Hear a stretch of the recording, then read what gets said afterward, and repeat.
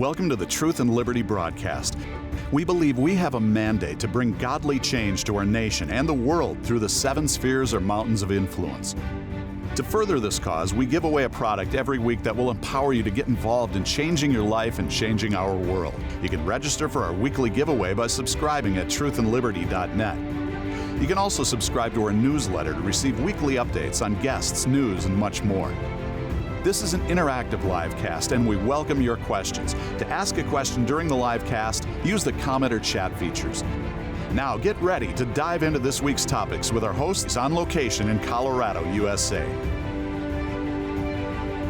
Hello and welcome to a very special live cast that we're doing. I'm here with David Barton and E.W. Jackson. I tell you, these men are just awesome. I'm so privileged to call them friends and to be a part of things. And basically what we're doing, I could give them a great long introduction, but it won't take long for you to listen to them that you'll know that, man, God loves them and God has anointed them and He's deposited a lot in them. And the reason that basically I asked them to come and do this is because we're in a crisis situation in our nation. There's a lot of things going on, and I've been having a lot of my partners ask me, so what is your opinion on things like this? I've actually had people that have been partners with me for over a decade that said that they would refuse to be partners with me anymore because I didn't get out and promote Black Lives Matter. So I basically asked them to come, and we are just going to be discussing the riots, the cancel culture, the Black Lives Matter. What is a Christian response to this? How should we be responding in all of these things? And I just really felt like David and E.W. would help me to address these issues better than I could do it on my own. David is a tremendous historian, and he's got graphics here that'll show you things when we go to talking about the history of our nation, the cancel culture, the tearing down of statues and stuff. And E.W., man, I met E.W. probably 2018, I guess. Right, I think 2 or 3 years ago. And you came with Tony Perkins, and he only spoke for 5 minutes, and in 5 minutes he had the crowd standing on their feet, cheering, running the aisles. And I've held a number of conferences with E.W., and I tell you, I just love this man and the way that he says things. So anyway, I believe it's going to really be good. But that's kind of the motive behind what we're doing, and so we just need to jump into this. So I guess I'll just say this, that, you know, when George Floyd was killed, and again, it's not my place to say what it is, but it looks like, from my perspective, it was total police brutality and murder. There may be some circumstances I'm not aware of. But anyway, regardless, this just provided an ignition for all of the hatred and so many other things that are done. And people are talking about that this is a freedom movement and Black Lives Matter. And I really believe that there is a sinister, demonic thing behind all of this. It is not what it's meant to be, and so that's what we're going to be discussing and talking about. So E.W., let's start with you. Let's have you kind of get us going on Well, this. first of all, Andrew, it's an honor to be here, an honor to have an opportunity to talk with you, with David, about these important issues. I would say a couple of things to introduce this discussion, particularly on Black Lives Matter. First of all, I've categorically, unequivocally, as an American of African descent, an American whose ancestors were slaves, I've categorically denounced Black Lives Matter because it's not about saving Black lives or anybody else's life. It's actually about trying to pursue a Marxist agenda for the United States of America. It's about trying to fundamentally transform our country. Well, how do we know that? There are a couple of pieces of evidence of that. One piece of evidence is that since the death of George Floyd, there have been over 140 murders related to these protests, so-called, and riots, and many of them young children. Black Lives Matter had nothing to say about any of that. There have been Black officers killed. There have been Black babies killed.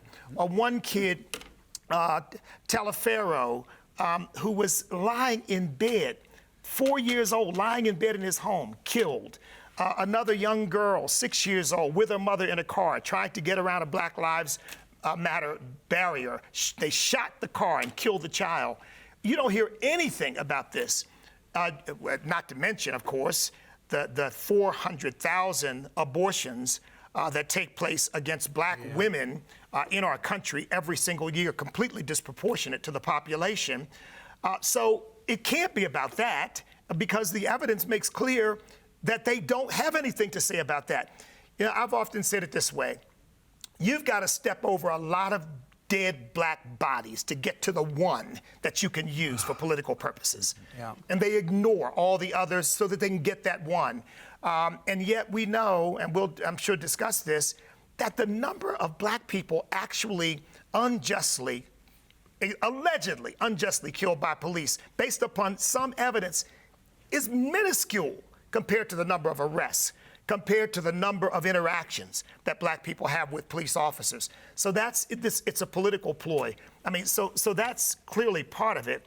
I mean, the other part of it is, if you look at their website, it's clear they've got a Marxist agenda. Anti-Christian, anti-family. What is the one thing the black community needs more than anything else in the world right now? It needs the family rebuilt and strengthened so that these young kids that are running our streets will have a father in their lives to give them guidance and instruction. And yet Black Lives Matter website says they want to do away with the nuclear family. Yep. They want to promote transgenderism. That's off of their own website. On their own website. So even the website, and of course Patrisse Cullors, who was one of the founders, says we are trained Marxists. Yeah. And so it's clear that their real agenda is not saving black lives. And when she said that about being trained Marxists, it was in response to a question about, is this just spontaneous? Are people, just doing this? And she said, no, we are trained Marxists. In other words, we know exactly what we're doing. Christians, particularly, black, white, Hispanic, whatever, should understand this for what it is. This is nothing but a ruse of the devil, using race to get people emotionally stirred up for another agenda that is distinctly anti-Christian. And that's why I've said, so when people ask me about it, I say, look, I have denounced it. Do Black Lives Matter? All lives matter. And therefore, of course, Black Lives Matter. But if a white man says all lives matter, they say that all lives don't matter until black lives matter. Well, that's one of the reasons I wanted you to come on, is because you can get by with saying things that the biblical case is exactly the opposite, isn't it? All lives matter, right. And therefore, regardless of the ethnic background of the person, their lives matter. Let me just interrupt for a second and say that I don't think there's a single one of us that are saying that every person involved in these protests and riots or Black Lives Matter or have a bad agenda or something. Right. Some of them are sincere, but we believe that they are being manipulated and controlled. And if you look at the root, those three women that started Black Lives Matter, I mean, they are against just about everything that Christianity stands for. They are very strong LGBTQ. Yep. They are against having blacks in jail until the age of 23. They are against all the police thing, and on you could go. I mean, they're against America, frankly. They're against America. Well, when you look at this thing, as a white guy is a black guy. I don't think anybody in America, I have not heard anybody justify what happened to George Floyd. Right. No. Straight across the board. This has nothing to do with George Floyd or what happened there, or that was just for not. Everybody's condemned it. I don't know of anybody who hasn't condemned it. This is a different discussion. And for me, I'm a white guy who is also an American, Texan. I don't know, maybe that's more important than American. Because Texan, but for me, the priority of stuff is not American or white, it is biblical, and biblical more than Christian. Because there's a lot of folks who claim to be Christian who are not biblical in their thinking. And so what I strive for is to be biblical in thinking, and with that, I believe you should embrace truth wherever you find it. You just embrace truth because Jesus says, I am the way, the truth. If you found truth, that's where Jesus lives. And so one of the things I think is really important to say up front is the biblical view on race is what we find in Acts 17:26. Out of one man, he made all races of men. So from the scientific standpoint, about 10 years ago, they did a study, but it's been covered really well by National Geographic and Smithsonian, all these other groups. And the DNA right now, there are only 4 DNA races in the world. There's about 30,000 ethnicities, only 4 DNA races. And DNA race, there's the Anglo, there's the Negro race, there's the Australian race. They've got 4 different races. Everybody else is an ethnicity. But when it comes to DNA, E.W. and myself, black guy and a white guy, we have more DNA in common than any 2 identical twins born in nature to the same mama.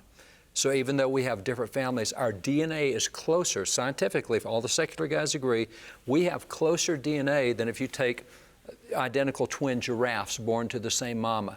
They have less DNA connection than we do. So from a DNA standpoint, we only have very small superficial differences. So quite literally, if we all come from Adam, you and I are 150th cousins. I don't know what else we got back there, but we're at least 150th cousins. And that's why we're told in 1 Samuel 17:26 that God does not look on the outside, He looks at the inside. And so any movement that's going to focus on the outside more than it focuses on the inside is not going to be biblical. Amen. And I'll just put that up front. From a biblical race perspective, God is not looking at what's out here, He's looking at what's in here. And one of the things I love about E.W., you spoke at one of my conferences, and you were making the point that if you could just wave your hand and make everybody the same color, then they'd start. Yeah. Go ahead. He said this, if God waved His hand over the whole earth, made everybody the same complexion, same texture hair, and He left one difference, some green eyes, some brown eyes, some blue eyes, some hazel eyes, it wouldn't be long before over in a corner would be the hazel-eyed people saying, "That's right." You see the way those green-eyed people are looking at us? Yeah. You know, That's exactly because it's the spirit of division, Yeah, it really, is. isn't it? So people will use any excuse to create. And so the black and white race issue is really, it's just evil.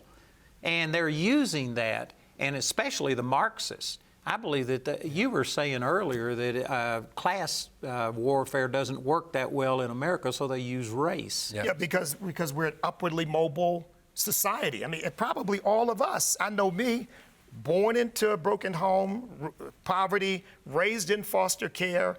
My wife and I have experienced a wonderful life. And we know that anybody in this country who wants to make something of themselves, the opportunity is there. I mean, we're proof positive of it. Well, you need to let them know a little bit. You've graduated from Harvard.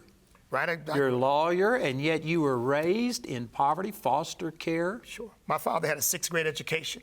He was a 3rd-class welder, and yet he raised a son, was able to graduate. I served in the Marine Corps, graduated from college, summa cum laude.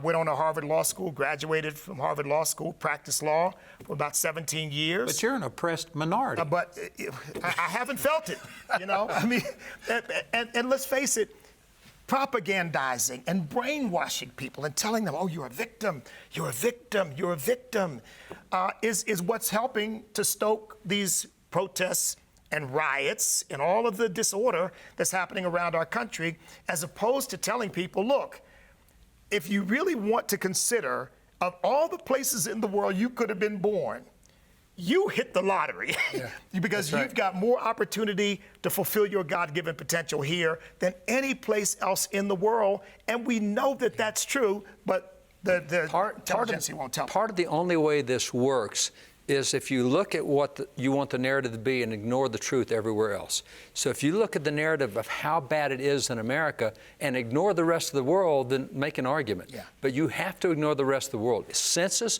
Bureau statistics right now tell us that if you live in poverty in America, and we don't want anybody in America in poverty. This is not a defense of poverty, but if you do live in poverty in America, according to Census Bureau statistics right now, if you're in poverty in America, you have more square footage of living space, you have more food, you have more computers and technology, you have more of everything than the second richest place in the world, which is Western Europe. So if you're in poverty in America, your lifestyle is higher than the middle class in Western Europe. Now, the only way you can say being in America is being oppressed is if you don't look at the rest of the world.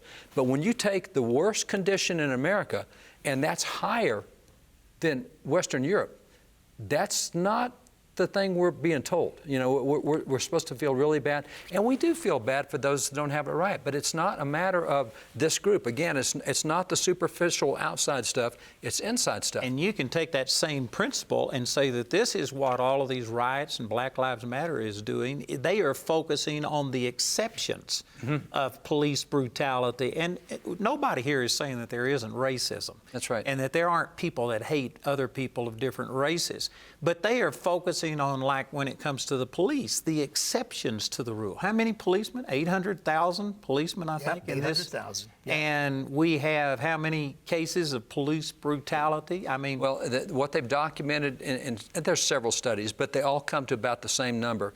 As far as unarmed blacks who were shot last year, there were 9 shot by police last year. Of the 9, 6 were involved in a felony at the time they were shot and were fleeing the police or arrest or whatever. 3 were just unarmed shootings. And so there's 3, and that's 3 too many.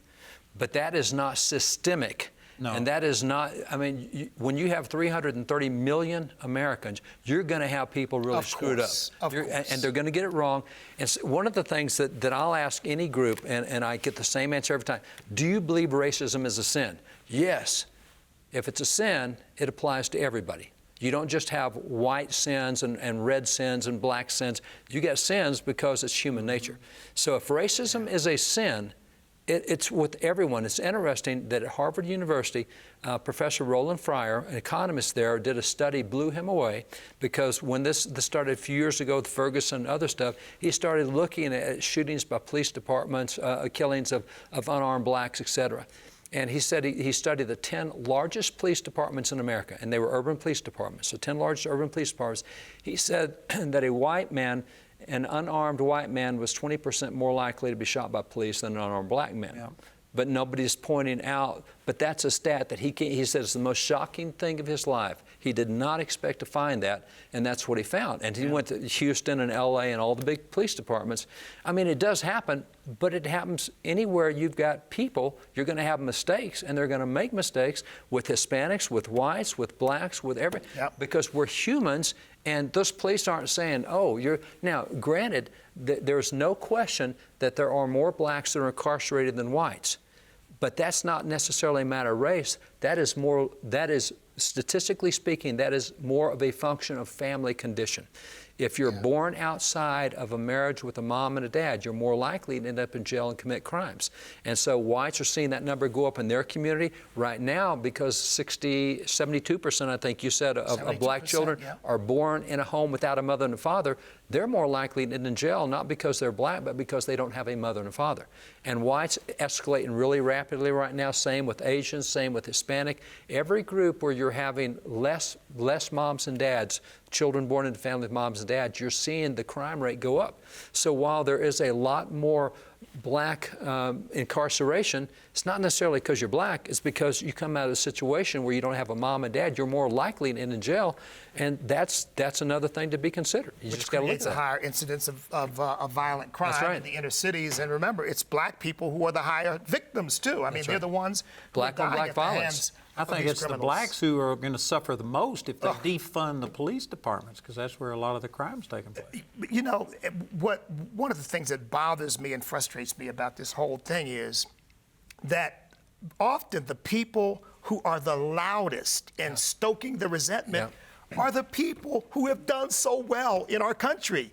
I mean, when you get people like LeBron James and Oprah Winfrey and Spike Lee and Dr. Dre, who's a convicted felon, still gangster rapper and billionaire, saying this is a terrible country, and well, you know, I'm thinking, wait a minute, if you, a black former felon and a black gangster rapper, can become a billionaire, how can you then stand up and say, see, you can't make it in America, it's a nation of white supremacy? And of course, much of that gangster rap was directed against white people, and yet you have succeeded tremendously beyond what most people experience. Why don't we tell that narrative? Why don't we tell the narrative of all the people in the black community and elsewhere as well, who start from nowhere and become tremendously successful frankly, more successful than they would have been anywhere else in the world.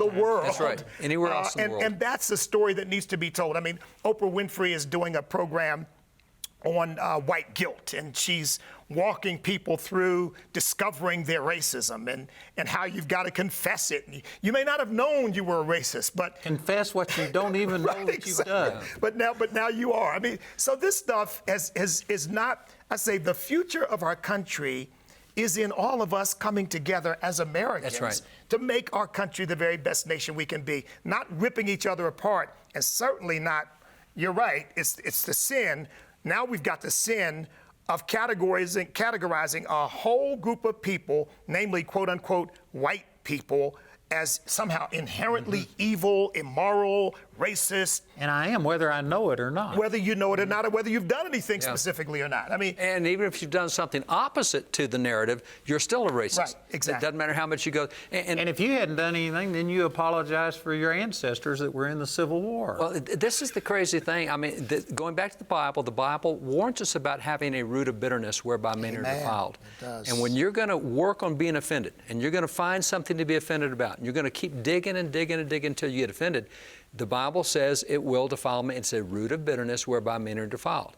And so the biblical narrative is, okay, you're unjustly in jail, your name is Joseph.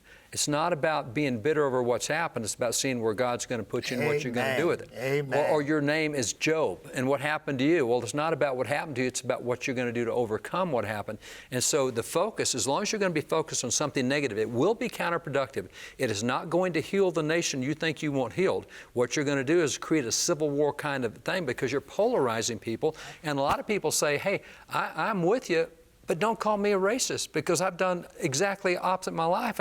And so especially what's happening with academia right now and the white privilege. And your privilege, whether you realize it or not, no. Some people worked really, really hard. And it's not a matter of privilege. And you know, as you said, even with a black billionaire, what are you upset about? You know?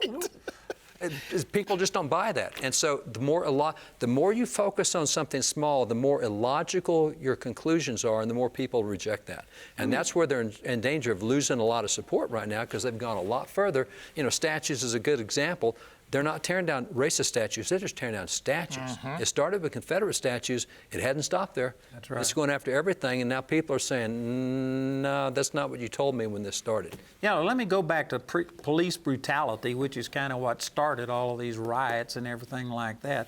I looked up something in March just on Siri. I asked Siri, and they said that there were 77 whites that had been killed by police at that time this year, and there was 38 or 36 blacks.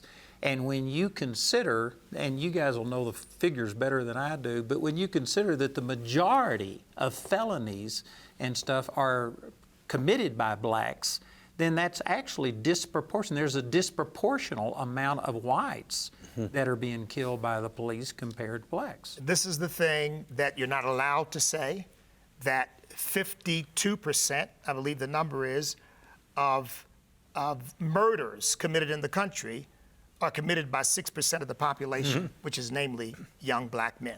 And they're committed against other black and they're men. primarily, 94% of those murders are against other young black men primarily.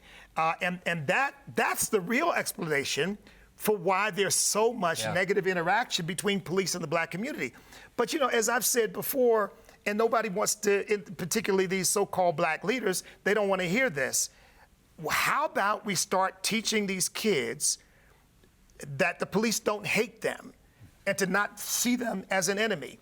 You know, I said, because, you know, I do a radio program on American Family Radio, and I said on my radio program one time, I'm 68 years old. I've never, ever had a bad interaction with a police officer. Now, some are more friendly than others. Some, you know, almost joke with you and are really friendly and nice. But I've never had a police officer call me out of my name, put his hands on me, mistreat me in any way. I said, well, how is it that all the time I've been in the world, somehow this hunting down of black men has missed me? And I had a guy contact me and say, you shouldn't say that. Well, I said, but it's the truth. Yeah, but when you say that, you give the police carte blanche to commit, you know? And so you can't win. I believe there are a lot of people like me out there, but the narrative is, the lying narrative is, police are out hunting down black men, they're out to get black men. And so I say, if you say, one reporter from MSNBC actually said that, I think it was Rayshard Brooks, actually said he fought because he knew that if he didn't fight, they would kill him. That's what you're telling young black guys? Fight the cops? That outcome can't go well. What we need to be saying is treat the police with respect. You know, a very good friend of mine who's black and well known, he gave as an example of prejudice among police that he got stopped for a traffic violation, and as the guy was walking to the car, he had his hand on his gun, and he said it was because he was a black man. But you know what? That same thing happened to me, and I'm white. So what I'm saying is, there is no doubt that there is racism, and it's I wasn't personally raised around it, but you know, I've got a friend like Creflo Dollar and some other people in Atlanta that, I mean, there were the Jim Crow laws. That's right. There were terrible things being done, and I can understand how a black man could have a chip on his shoulder, but it's being manipulated. That fear that somehow or another there's systemic racism is being fanned and amplified much more than I believe it's justified. Well, especially when you look since Jim Crow days, because I have several friends who are NFL football players, black guys, and they can go through the stories of what people tried to do because they were black, including teammates, white teammates.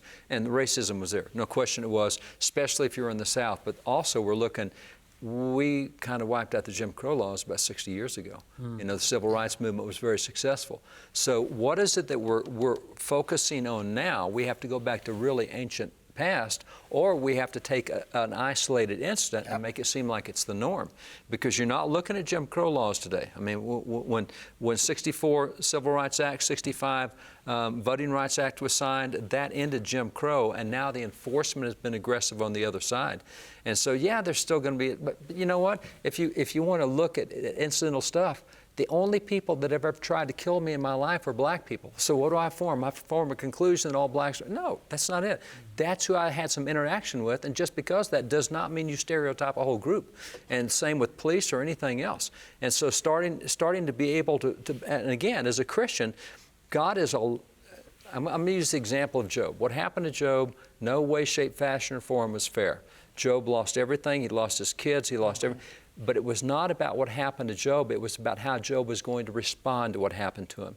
And because Job responded right, God blessed him and prospered him. He got twice as much. So the test was, now Job didn't know what was going on, but Satan and God are talking, and God says, hey, Satan, watch this. You do it to him, he's going to respond right. No, he won't. And it was all about the response. And that's really what God's looking for from His people, not for them to go get offended and pick up somebody else's offense. If there's something that's unjust, you fight that. But right now, we're not checking our reactions. So, you know, people tell you, because you won't stand up for Black Lives Matter, we're going to stop funding you. No, you better check with God on that. You better make sure you know what's happening with that, because right now you're buying into a narrative. And you know, and I'm going to jump into something different here, but this narrative, if America, and we're told that it's systemically racist, the 1619 Project tells us that America's constitutional system was built on racism, and therefore the constitutional system needs to go.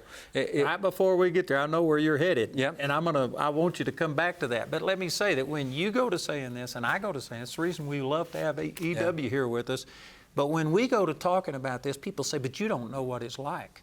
You have never had any prejudiced against you. You've never been treated bad. And let me just say real quickly, when I was drafted, it was during 1969, and we had race riots in my barracks. I am the only white guy that did not go to the infirmary. Every person was beat up except me, and that's because the guy who headed it up, I had witnessed to him. And when he came to me, God convicted him. His dad was a Baptist pastor, and I'm the only white guy out of my whole thing that didn't get beat up, and it was because of my witness for the Lord. And in the quadrangle right next to us, they had a race riot, and they took a white guy, and while he was asleep, they killed him with an entrenching tool and beat his face in and stuff. So I have had things come against me, but I don't harbor any hard feeling against blacks. Those were individuals. It wasn't the color of their skin. That's right. It caused that. You know, I was in Milwaukee because I did a little tour when these riots. Remember, we had this happening 5 or 6 years ago, where we had a series of riots and we had 5 police officers assassinated in Dallas. And I was in Milwaukee right after the riots there, where they once again attacked the police station. And I had an old black guy come up to me and say, "I was here 50 years ago." He said, "I can't believe that we're having the same problems 50 years later." Yeah. You know, and I said to him, and if we don't do something differently, we're going to have the same problems 50 years from now. That's right. And the people who are stoking this stuff, they don't want solutions. No. They don't want to see the lives of black people better. They don't want to see America be better. They want to use this as an opportunity to change this country. And here again, somebody who grew up in the ghetto, grew up in poverty, what we need to tell kids is get an education, get married before you have children, be faithful to your wife and your husband, work hard in life, treat people decently. And what I wanted to come to, Andrew, is this. My father was black, and he didn't raise me with one sense of, son, they won't let you do anything. You got a right to be angry and bitter. My father used to say to me, son, this is the greatest nation on earth. Will there be opposition to what you want to do in life? Sure.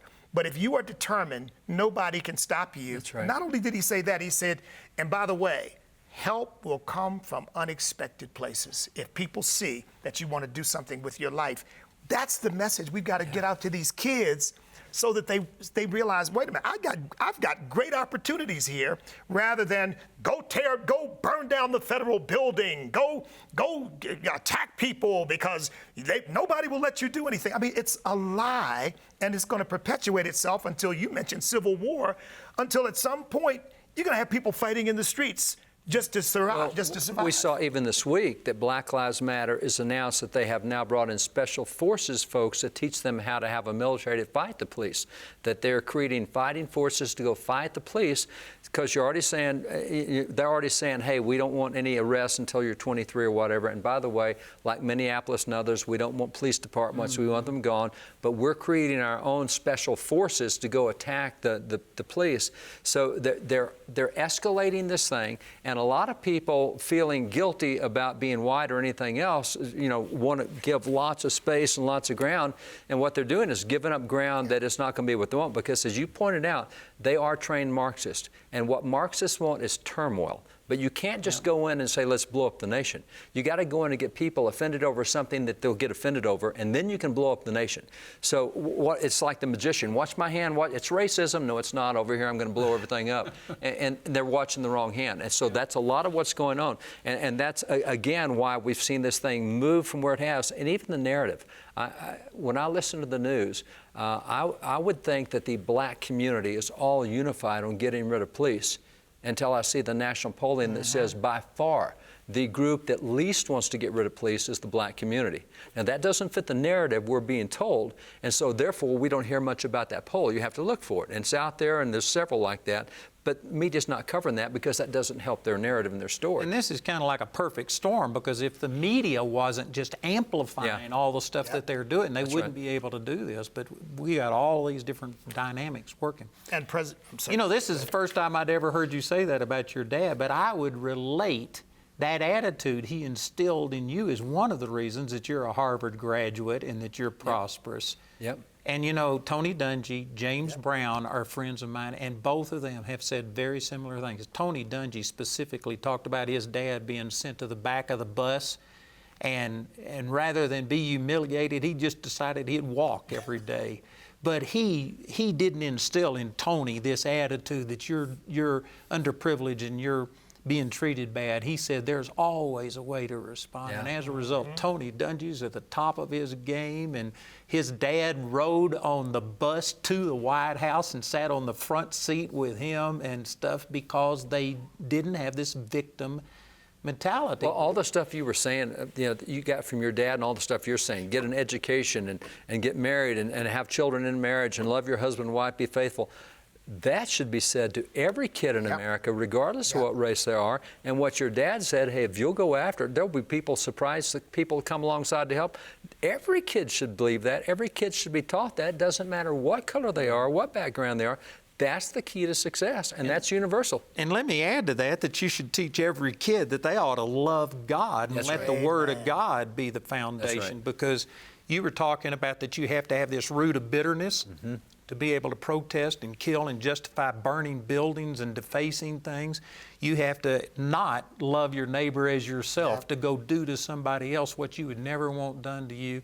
And so it's certainly all of those things about family and everything else, but people have lost their fear of God is what's wrong. And Andrew, let me also say this, because this is the other thing that Father instilled in me, and I found it to be true. I get emotional even talking about it. There is an immense amount of goodwill among the American people. There are. The American people want to do what's right. Do we have idiots in our country? Yeah. You bet. Of course we do. We got humans in our country. We got Go look at the humans. news. But we've got such goodwill among the people of this country.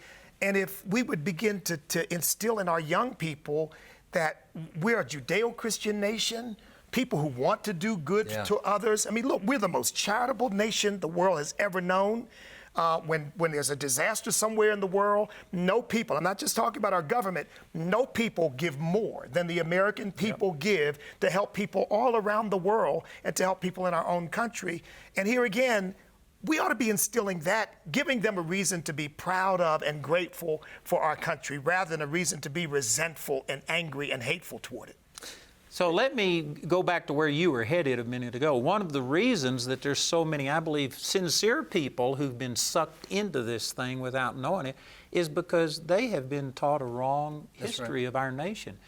You were telling me that there was some elected politician that actually said that slavery was invented or started. Senator Tim Kaine of Virginia. He U.S. said, Senator, yeah, right. America didn't, his quote, America did not inherit slavery, America started Invented slavery. it. That's right. That We is invented so it. stupid. You gotta be dumb to believe that. So, David, give us a little bit of history here. This is your expertise. Okay, if racism is a sin, then it applies to all people. So if it applies to all people, when you look back in history, Rwanda, what we saw in Rwanda 10 years ago was 3 black groups killing each other because they weren't the wrong, it's like the hazel eyes, the blue eyes, and the green eyes. Wrong tribe. So you had the wrong tribe. That was not white. That was racism. It was black on black racism, but it was racism because you're the wrong race, you're the wrong black race, you're the wrong black ethnicity. You know, again, not race, but ethnicity. So when you take it, people are surprised to see things like this. Andrew, I'll just put those in front of you. All right. And it's called The White Slavery, Horrors of the Traffic, and White Slavery. So there's 2 big pamphlets because it turns out that in 16th century America there were more white slaves than there were black slaves. Now, I will guarantee you nobody's heard that, but there's documentation on it. It has the numbers, has where it happened, where the trafficking was. Do you know those numbers, percentage? Well, there were 1.25 million white slaves taken by Muslims, and many of them taken out of America. So particularly white slaves were being trafficked by Muslims around the Mediterranean Sea. So part of the Barbary Pirate Wars were Americans trying to We had free 32 white years. slaves. America's fought a war for 32 years from 1784 to 1816, in which we dispatched military troops to go free white slaves that were being imprisoned by Muslims. Now, there were also black slaves, and we went and freed slaves we could in Europe. There were actually 9 nations that joined together to fight the Muslim trade, but the white trade was bigger then. By the way, the first pro-slavery law in America, 1671, and it allowed you to hold black slaves, white slaves, or Indian slaves. You could hold any race for slave. That was your first slave law. Slavery was the problem, Slavery not was the problem. race. It was not race. As a matter of fact, this man right here, this is a great historian. This guy right here is Carter Woodson. This is the Journal of Negro History. He was a professor back in the 1920s. He's the guy who gave us Black History Month. This is a piece that he did back in 1930. And this piece right here is called Free Negro Owners of Slaves in the United States in 1830. He checked the 1830 census and found that free blacks in South Carolina, 43% of free blacks owned black slaves. Now, So black on black black slavery. on black, and 43% And then when you go to Louisiana, 40% of free blacks in Louisiana owned black slaves. So black-on-black slavery was a big deal in America. So it's not just white on black, it was just evil slavery. It's not the skin, it's right. the sin. It's the heart, that's right. Yeah. This is an ad for the this is 1826, Chickasaw Indian Agency, and they're looking for runaway black slaves. And as it turns out, by the 1860 census, the 5 large Native American tribes in America were the highest percentage of black slave owners of any group in America. White Americans, 8% owned slaves, but what you had 12% of Native American tribes owned slaves, or 12% of the population. You just went through that so quick. You're saying 8% of whites 92%, 92% owned slaves? 92% of Americans never owned slaves. So you have 8% that are the slave owners. Now, this doesn't fit the narrative. It does not Black fit the narrative. Lives Matter. No, This it does not fit the America narrative. is just, it was founded on racism. It's all slavery. Well, if you're looking for restitution, are you going to go to the black slave owners? Are you going to go to the white slave owners who owned white slaves? Are you going to the Arabic slave owners who owned white slaves? Are you going to the Native American slave owners who not only owned black slaves, they owned Native American slaves? Where do you stop? Because this is a problem. I think I heard you say that there was actually a higher percentage, population-wise, among Indians that owned slaves than there was in the whites. 1860 census, while 8% of Americans owned slaves, or 8% of Americans were 8% of white.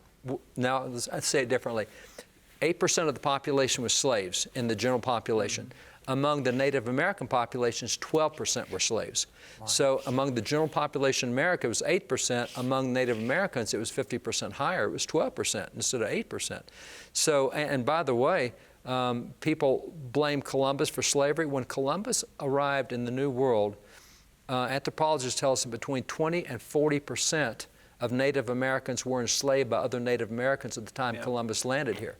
So Native American slavery, and by the way, when we ended slavery with the 13th Amendment in 1865, that did not apply to Indian tribes because they're their own nations. Slavery continued in Indian tribes after we abolished slavery in the 13th Amendment, 1865. The things you're saying are just ruining the narrative for everybody. But that's it. If truth matters, if this is not about an agenda, if this is about what's true, then you have to embrace truth wherever you find it.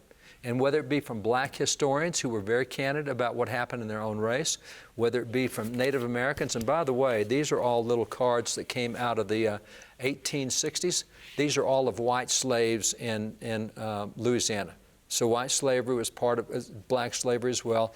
Again, it's a sin problem. They had white slaves. They had white slaves in Louisiana. And these are, they had a whole series of cards of slaves. There's 3 white slave children. I mean, that was not at all uncommon. It's just that nobody talks about it today, which is why you can create a false narrative to create an end that doesn't justify what history shows. So let me just have you amplify on this a little bit more. But if I understand things correctly, many of the people that came to the States came as indentured servants, which was a form of slavery, but just for 7 years or something, then they got their freedom. Including the first blacks who arrived. Yeah. So what happens is the 1619 Project, New York Times, they gave themselves a Pulitzer Prize for that. Imagine that. They think that's a great idea. So many of the historians, secular historians, part of that have pulled out of it, said this is bad history. This is wrong narrative. You have an agenda. This is not about history. And so a lot of them that they originally brought in to consult have said this is wrong, and they pulled out, and the New York Times is still going forward. It now has curriculum in all 50 states. Schools in all 50 states are using 1619 curriculum. And they choose 1619 because they say that's when slavery got started in America. Well, interestingly, the start of slavery in America, in 1619, there was a Portuguese slave ship that was captured off the coast of Virginia. And those slaves were brought on the coast of Virginia. So they were slaves, they were brought there, but they weren't being brought there, they were captured. And when they were captured, it's interesting. You mentioned indentured servant. It's like we've got these private companies now that are willing to take you to the moon or Mars or whatever, and going to cost $500,000. Well, I don't have that, but I think my labor is worth $50,000 a year, so I'll work for you 10 years if you'll let me have a trip to the moon.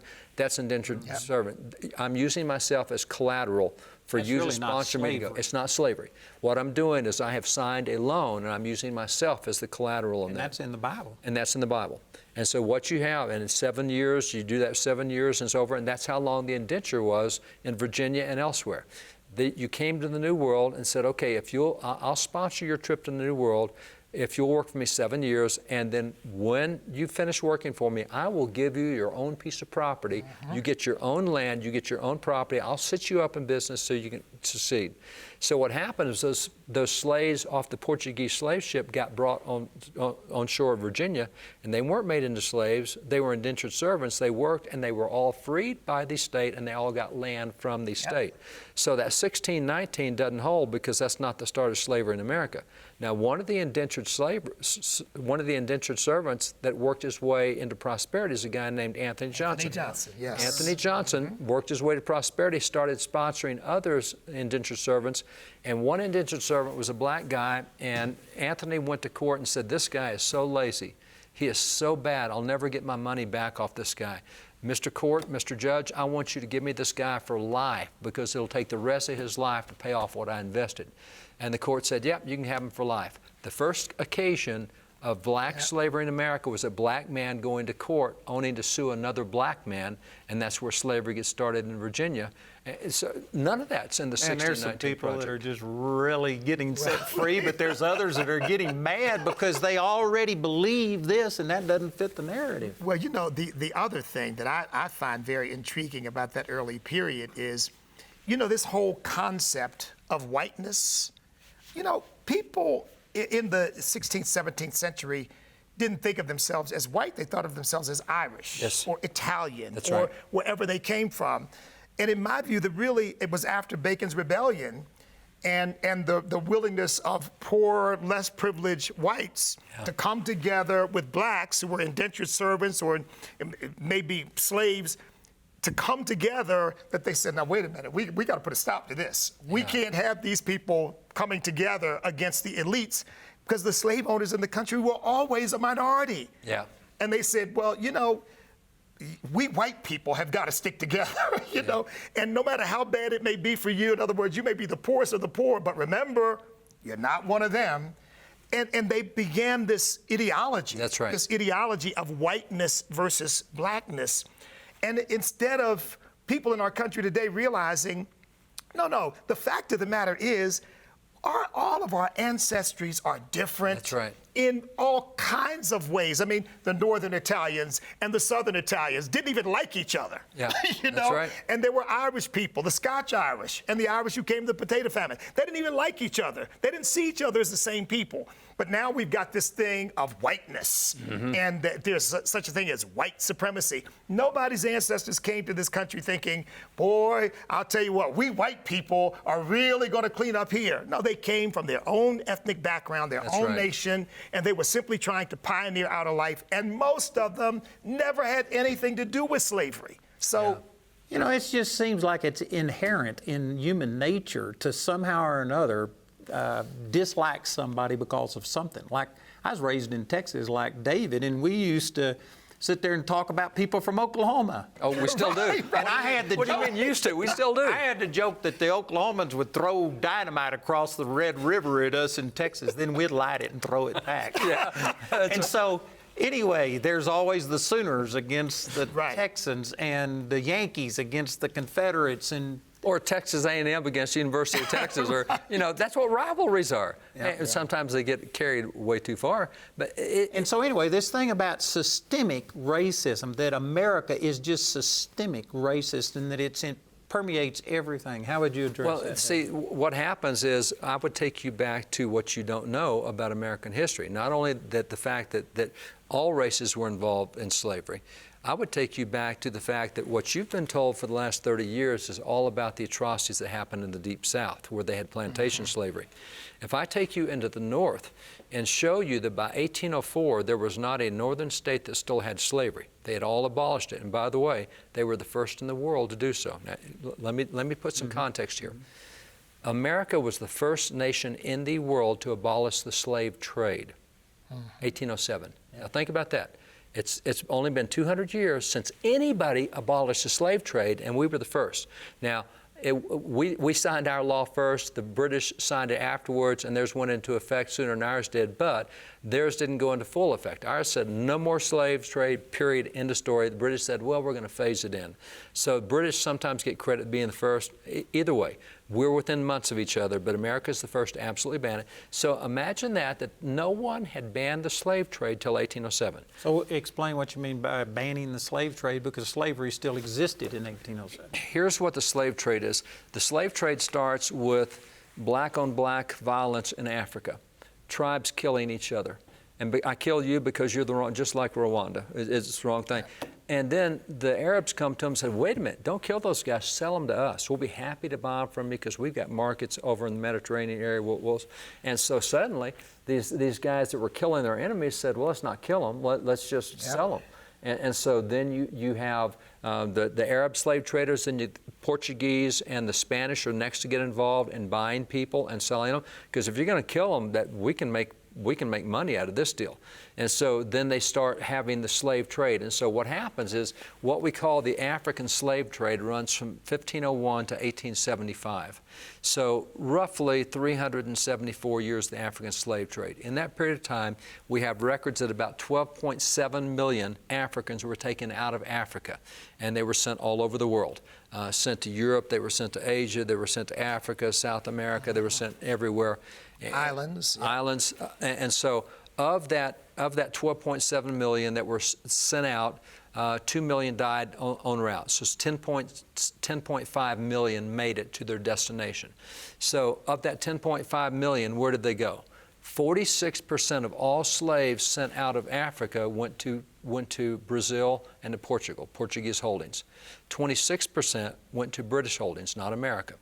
15% went to Spanish holdings. 11% went to French holdings, etc. America got 2.4% of the slave trade. Now, and how does that fit the narrative that America started? America slavery? started it. We're the only ones that ever did it. No, when you look at the slave trade, we were one of the smaller. Now, that does not excuse the 300,000 that came here. That's still wrong. But at the time it was happening, show me any other nation in the world that thought slavery was wrong. And there's not a nation in the world that thought slavery was wrong, because they were all engaged in it. So when America stops the slave trade in 1807 and said, we will take no more slaves from Africa, we're taking no more slaves from anywhere here, we're not going to have any more slaves shipped here, we're the first in the world to do that. Now, so that stopped the importing and I guess exporting of slaves. But we stopped the exporting. We stopped the exporting in 1794. In 1794, we stopped the exporting. George Washington signed the law and said, we will not participate in sending slaves to any other nation. We're not going to do it. It's wrong. 1807 is when the Constitution allowed us to sign the law. It did not go into effect until 1808, January the 1. So the Constitution said, the southern states said, if you'll give us 20 years, we think we can get rid of slavery. And so from 1787, when they did the Constitution, 20 years later, okay, we gave you 20 years, let's end the slave trade. So now, it's interesting, the first nation to abolish slavery in history was Great Britain in 1833. America was the fourth nation in 1865. Now think of that. There's 124 nations in the world. We're number 4 in the world, and that's only 150 years ago that we were number 4. We're in the top 1% of the world in ending slavery, but that was only 150 years ago. People think that for 5,500 years we've known slavery was wrong. No, we haven't. This is a new thing that's come to pass. And so what happens is when you look at where we are now, did you know that right now 195 nations in the world, in 94 nations they still have not criminalized slavery. Yep. Still legal in 94 nations right now. Now, there's 40 million slaves in the world today as we sit here talking. Wow. So if you're really concerned about slavery, let's talk about 94 nations that haven't done a stinking thing, and let's talk about 40 million that still have. No, we're going to talk about America, and we're going to talk. We were number 1 in the world to end slave trade, number 4 in the world to end slavery, and by the way, those New England states all ended slavery by 1804. They were ahead of anybody in the world. They were a long way ahead of it, and I can show you those states that there were never a time in Massachusetts when blacks could not vote, We have blacks elected to office in 1760s, 1780s, and 90s. We have black heroes throughout the American Revolution. There are so many black heroes. When you look at the Revolution, if you think it's white, you've read a bad history book. See, this also is not going along with the narrative because they believe it's systemic, that everybody was racist, and yet there's what, 11 out of the 13 colonies that were against slavery? Yes. At the time of the American Revolution, 11 and 13 were willing to tell Great Britain, we're leaving you because we don't want slavery. Because in 1773, you had Connecticut, you had Rhode Island, you had Massachusetts, and you had Pennsylvania. 1773, they passed anti-slavery laws. King George III vetoed every one of them and said, no, you're part of the British Empire. We have slavery. You'll have slavery. But people will say that George Washington had to have been racist because he had slaves, Thomas Jefferson and stuff. But doesn't that, how does it affect things when you grew up in this? To me, it's similar to people today who grew up since the 1973 Roe versus Wade, and abortion has been on the books, and we've killed 60 million babies, and yet they don't sit there and feel like they are a part of this system because they hadn't fought against it and stuff. What happens when you look at that system, Virginia is really a strange place in that Virginia had slave laws that looked like the IRS tax code today. If anybody can figure that out, let me know, because I hadn't even found an accountant that can figure out the IRS tax code. But the slave laws were that way in Virginia. And so George Washington was anti-slavery. The slave laws would not let him free his own slaves until Virginia in 1782 passed a one-time exception, said, we think we'll let you free slaves on your death. Washington, when he died, got to free his slaves. After he died, the state came back and said, that was a bad mistake. We're not going to let that happen. So Jefferson could not free slaves on his death. Jefferson was in debt to the tune of $2.5 million, and if you owed a debt, you could not free your slaves. So Jefferson inherited slaves. Washington inherited slaves starting when he's 11 years old. So he cannot free his slaves until he dies, which he did. Jefferson's not allowed to free his because he's in debt. And you look at these guys and what they did. Jefferson's the one who signed the first law banning the slave trade. Jefferson made sure that Ohio, Indiana, and Illinois came in as anti-slavery states. He recruited ministers to go there and start anti-slavery societies so that we would not have more pro-slavery states. Washington signed the law banning the importation of slaves. Washington signed the federal law saying no new territories can come in the United States if they have slavery. He made sure that slavery could not extend past where it was. These guys did so many anti-slavery things. They did not like slavery, but they live in a system. That Washington, if I'm not mistaken, it was George Mason in Washington that actually petitioned the British government to end slavery before the Revolution, and they were denied. They were denied, and here's something else. Is George Mason's a slaveholder in Virginia. He's one of 55 guys to write the Constitution. He refused to sign it because the Constitution did not abolish slavery. Now, here's a slave owner who said, well, free your slaves. No, he lives in Virginia. He can't. He wants the Constitution to abolish it. Here's a slave owner who did not sign because it didn't abolish. Well, we would say he's a slave owner. He's a bad guy. No, he's working his tail off to get slavery ended. And how about Jefferson? He actually, his first draft outlawed slavery. Condemned, that's right. And so what happened at the Constitutional Convention, they could not get South Carolina and Georgia to agree to end slavery. The others, yes. They wouldn't. Declaration was pretty much the same Declaration, same way. Jefferson says we had it in the Declaration to do this, and he said South Carolina and Georgia, they were the two stumbling blocks, and so 11 out of the 13. But what we're going to do today is we're going to teach you all about South Carolina and Georgia history. We're going to make you think it was that way for Massachusetts and for Pennsylvania and for Rhode Island and for Connecticut and New Hampshire. And so what people do is they have an image of what happened in two states, and they think that was the American colonial period, and that's not accurate. So if what you're saying is true, which I believe it 100%, this narrative that America was founded on racism and its systemic racism is an absolute lie. And the other thing, of course, is that the laws at that time, if a woman, as some of our founding fathers, married into wealth, and their wives inherited slaves, they could not free their wives slaves because they were called dower slaves. That's right. And they had no control over them because those slaves would be passed down to the wife's heirs on her side of the family.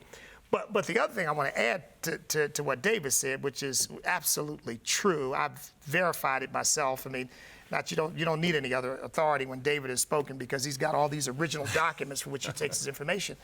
But from the moment lifetime slavery started, it was debated in this country. That's right. Absolutely. There's never been a moment in American history when people weren't fighting over the immorality of slavery. I mean, the narrative of the left is America's systemically racist, and all of Americans just agree, yeah, blacks are inferior, keep them in slavery. But the fact of the matter is, I'm convinced that a lot of the racial ideology was developed to shut people up who were objecting. Well, now you know this is what God's plan was for them. Well, no, that's not God's plan. Yeah, well, yes, it kind of is. So from the very beginning, leading all the way up to the Civil War, Americans were fighting over slavery. So to this idea that America's inherently racist, well, then why were all these people surrendering their lives? I often point to Preston Brooks and Charles Sumner. I mean, who had a fight on the floor of the Senate in which Charles Sumner almost got beat to death.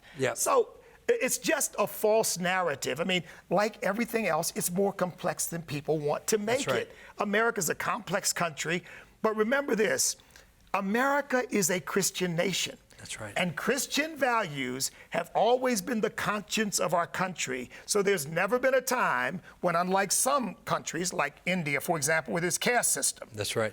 And other nations, where there weren't Christians saying, well, wait a minute, this is not right. God can't smile on this. In fact, it was Thomas Jefferson who said, right, I tremble when I think that God is just. And that his justice cannot sleep forever. And that was over slavery. It was over slavery. If we don't release slaves, God's going to judge us. And that's the other thing that is so significant with this whole thing on race is every time there was forward progress made in America, it was Christians who led the way.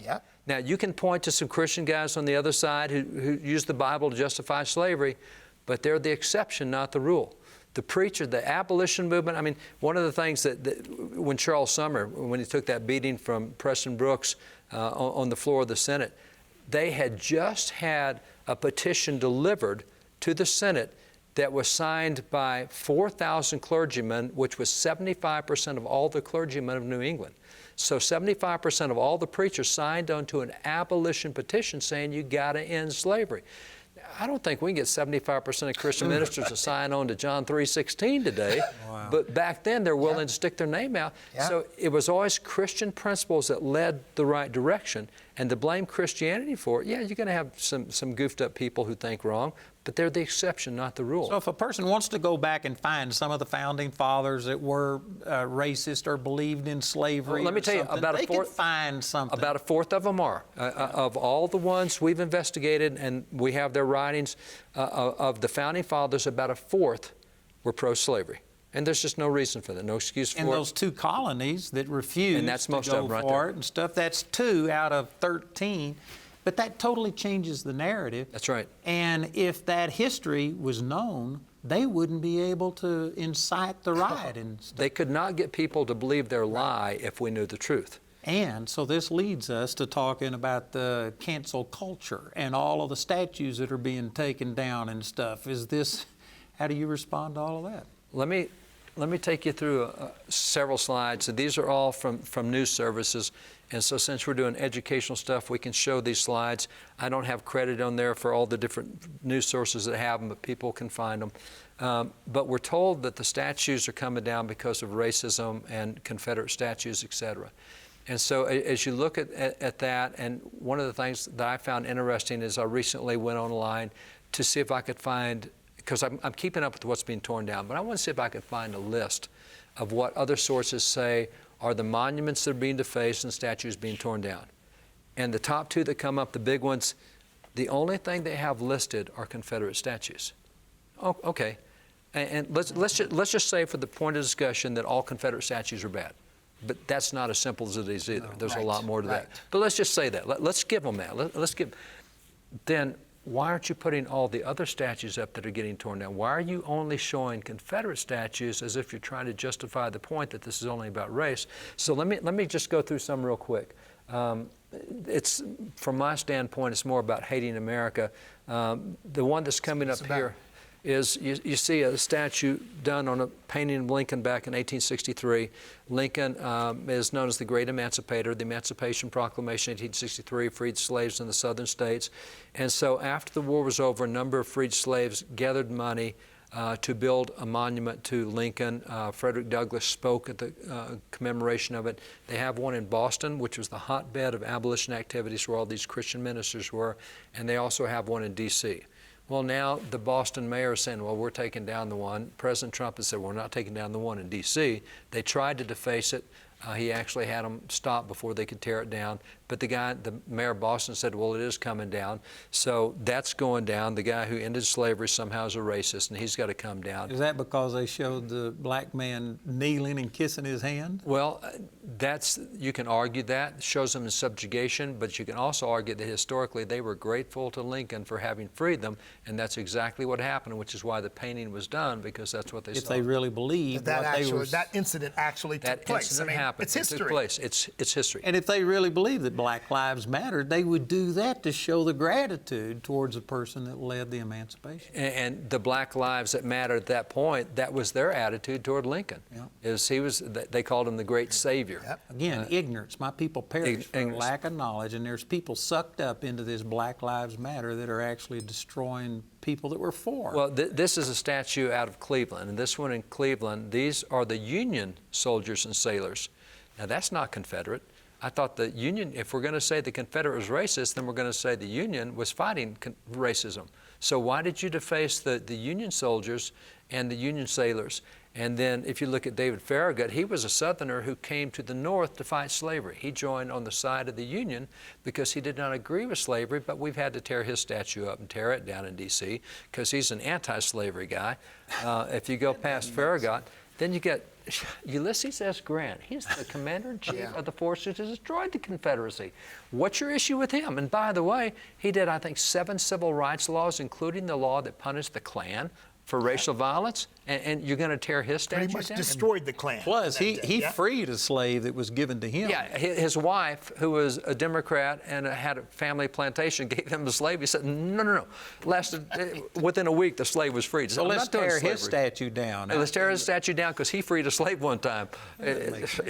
Well, the 54th Math is another one. This is a black unit in the Civil War that was the breakthrough unit for equality. As a result of what they did in the Civil War, I actually owned the bill passed in the Senate that gave blacks and whites equal pay in the military, and that goes back to the Mass 54th. This was one of the units that Frederick Douglass helped recruit, the Mass 54th, Mass 55th. If you watch the movie Glory, that's what this is about.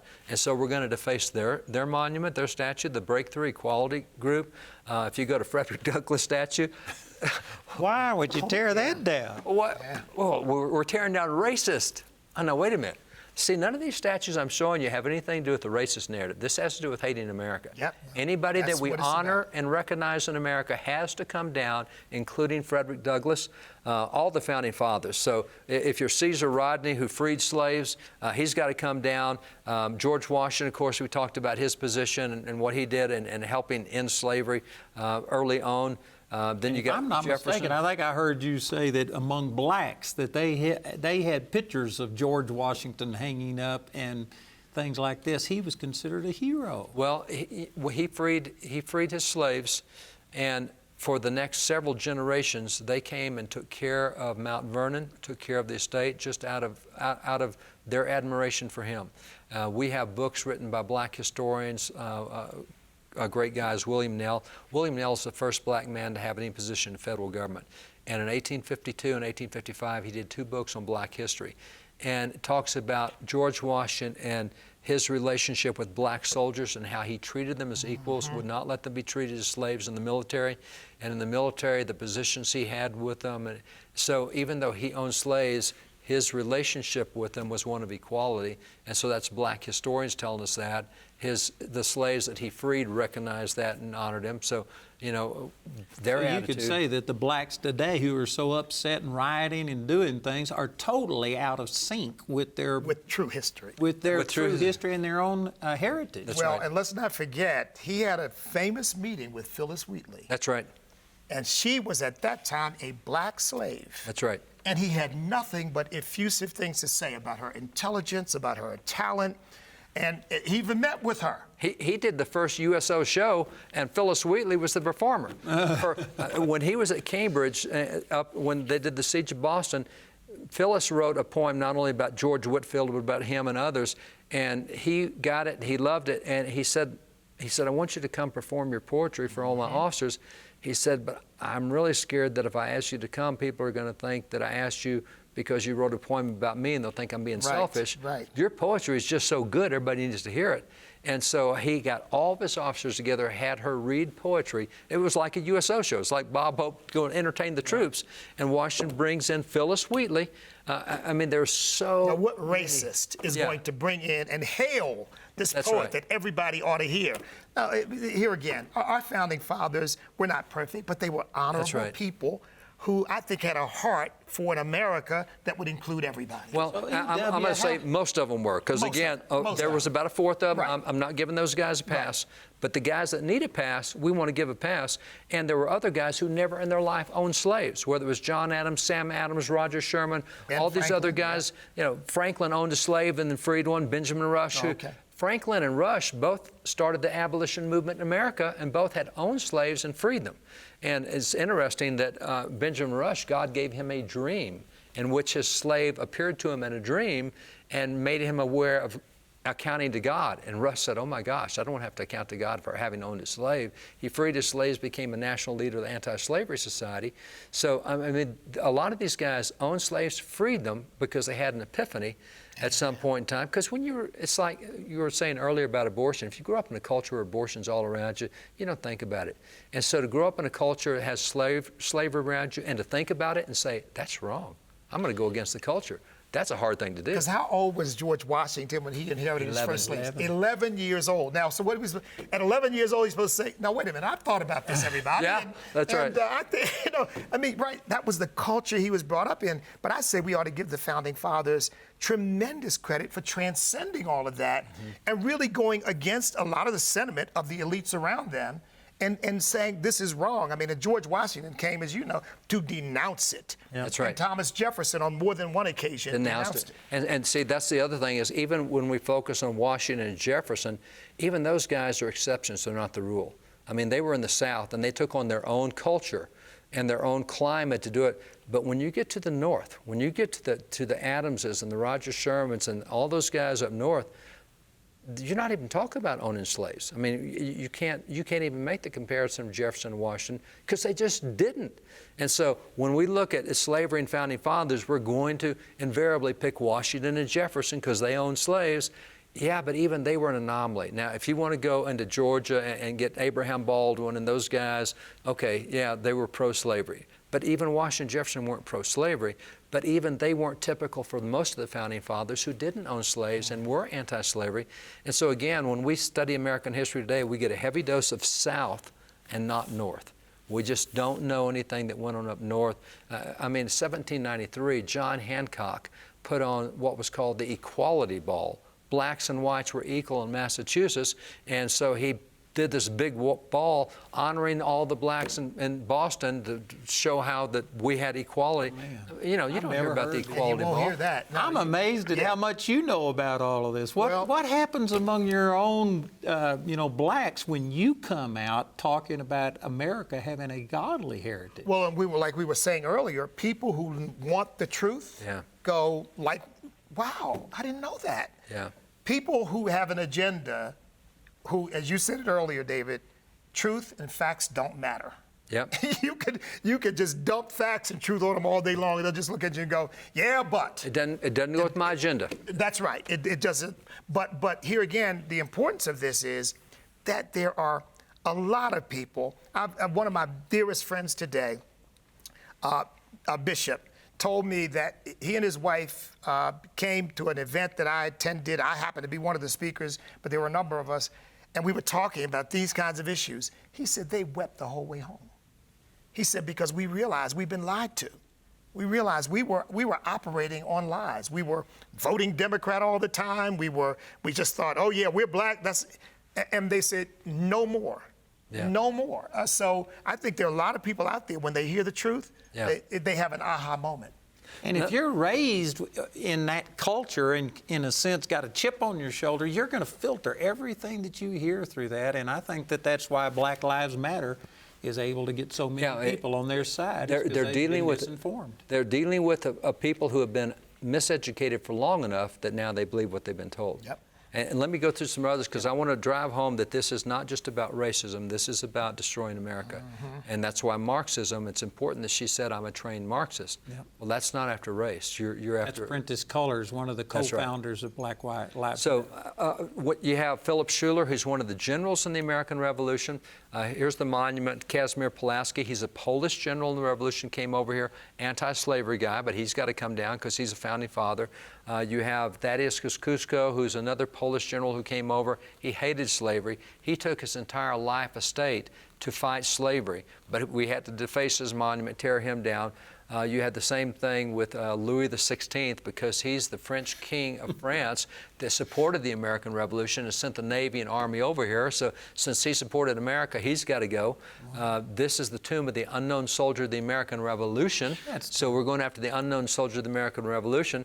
Then you see this one. This is the pioneer fathers who founded the University of Oregon.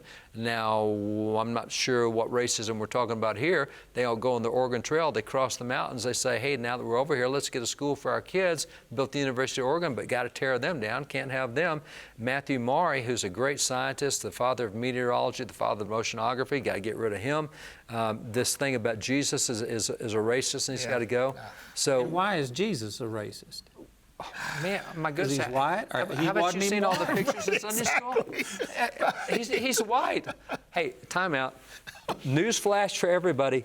Jesus is a Jew, which makes him a half-brother of Muslims, Isaac Ishmael, which I don't know of anybody who calls Muslim white. And Jesus is a half-brother of Muslims. Somehow he's white today. Newsflash, Jesus is not a white guy. You know what that says to me is that this, what we call political correctness and all of these things, it is nothing but the spirit of Antichrist. Yeah. It is not against Muslims. It's not against anything. It's against godly principles. It is. Darkness hates light. Light. And that's why all across Florida we've seen these statues of Jesus being beheaded now. This was a Catholic memorial to World War II, Catholics who died in World War II. They burned that and tried to destroy it. The statue of Virgin Mary decapitated. Here's another statue of Jesus where they decapitated the statue. They have gone after Catholic priest Junipero Serra, the founder of California. They've taken his statues, defaced them. You have the church that he built in 1771 that they burned down. So that church has been burned down. Louis the Ninth, another Catholic saint, St. Louis is named after him, defaced that. Juan de Oñate, who was, he opened up really kind of the southwest of the United States, but he was a missionary, defaced that one. They talk about how that God, that Catholic God's not our God. The churches, man, they're going after them satanic symbols now and just desecrating churches.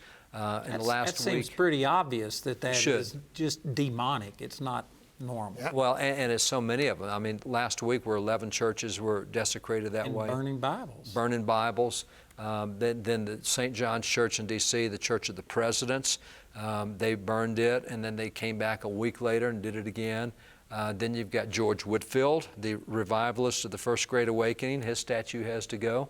By the way, while we're at it, let's take down the Ten Commandments. And so vandalize Ten Commandment statues, burning Bibles in Portland. The Armenian genocide, these were Christians who were slaughtered in World War I by the Turks. And so we do a memorial to slaughtered Muslim Christians. Turks, yep. And so that one's gone. Theodore Roosevelt, who was a farthest thing from a racist. Native Americans loved him, and what he did to make equality for blacks and whites. I actually posted that came out 1801, because he's the first guy to have blacks dine in the White House with him, and he knew it was going to create riots, and he did, and he still did it. And so somehow he's a racist now. He's actually a breakthrough guy. Texas Ranger statues are coming down. This one of Baldwin, Thomas Baldwin, was one of the leading abolitionists in Boston, and so they've defaced his statues. They call him a colonizer. An abolitionist, and they call him a colonizer. You know, I can keep going through the Lincoln Memorial, the World War I Memorial, the World War II Memorial. This is not about racism. This is about anything that's venerated in America has to come down. And that's why I can understand people, George Floyd talked about at the beginning, not a good deal. But if you think that's what Black Lives Matter is after, is the George Floyd situation, then how do you explain all of those? How do you explain the World War II memorial, the World War I memorial? You can't. It's really that anti-American thing, and that's what people are buying into, some innocently without realizing. So let's deal with the real agenda behind Black Lives Matter, the Marxism, and how that Marxists have to create crisis in order to get the people to give up some of their liberties and stuff. You guys address that. Yeah, Marxism has been insinuating its way into our culture for a long, long time now. Socialism goes all the way back to the time of John Adams and societies that were created trying to, in fact, all the way to really to the Jamestown settlement. That's right. They tried to figure out a way to, everybody will get everything equally and it won't matter what you did, how much you worked. And it just never panned out. Well, Marx comes along and creates this system in which he thinks that we're going to free the proletariat. We're going to free all the poor people from the oppression of the capitalists. Well, look, in Europe, where you really did have vastly wealthy people and a lot of extremely poor people, where you had the British oppressing the Irish and on it went, that could develop some cachet, okay? It makes sense. What are we going to do about all these poor people and they can't get a break? And then you come to the United States of America and you see people who start with nothing, being upwardly mobile, get an education. One generation's goal is to let the next generation get an education, become professionals, start businesses, and move up. And guess what? It works. Freedom actually works. But I think the Marxists figured out that classism doesn't work in America, but racism does. If you can build a movement around the bitterness over the past, and you can keep stoking that and driving that, you can create a situation in which you turn, here again, as we were talking earlier, you turn millionaires and billionaires into revolutionaries. Let me say one thing that is a footnote to some of the stuff that David was saying.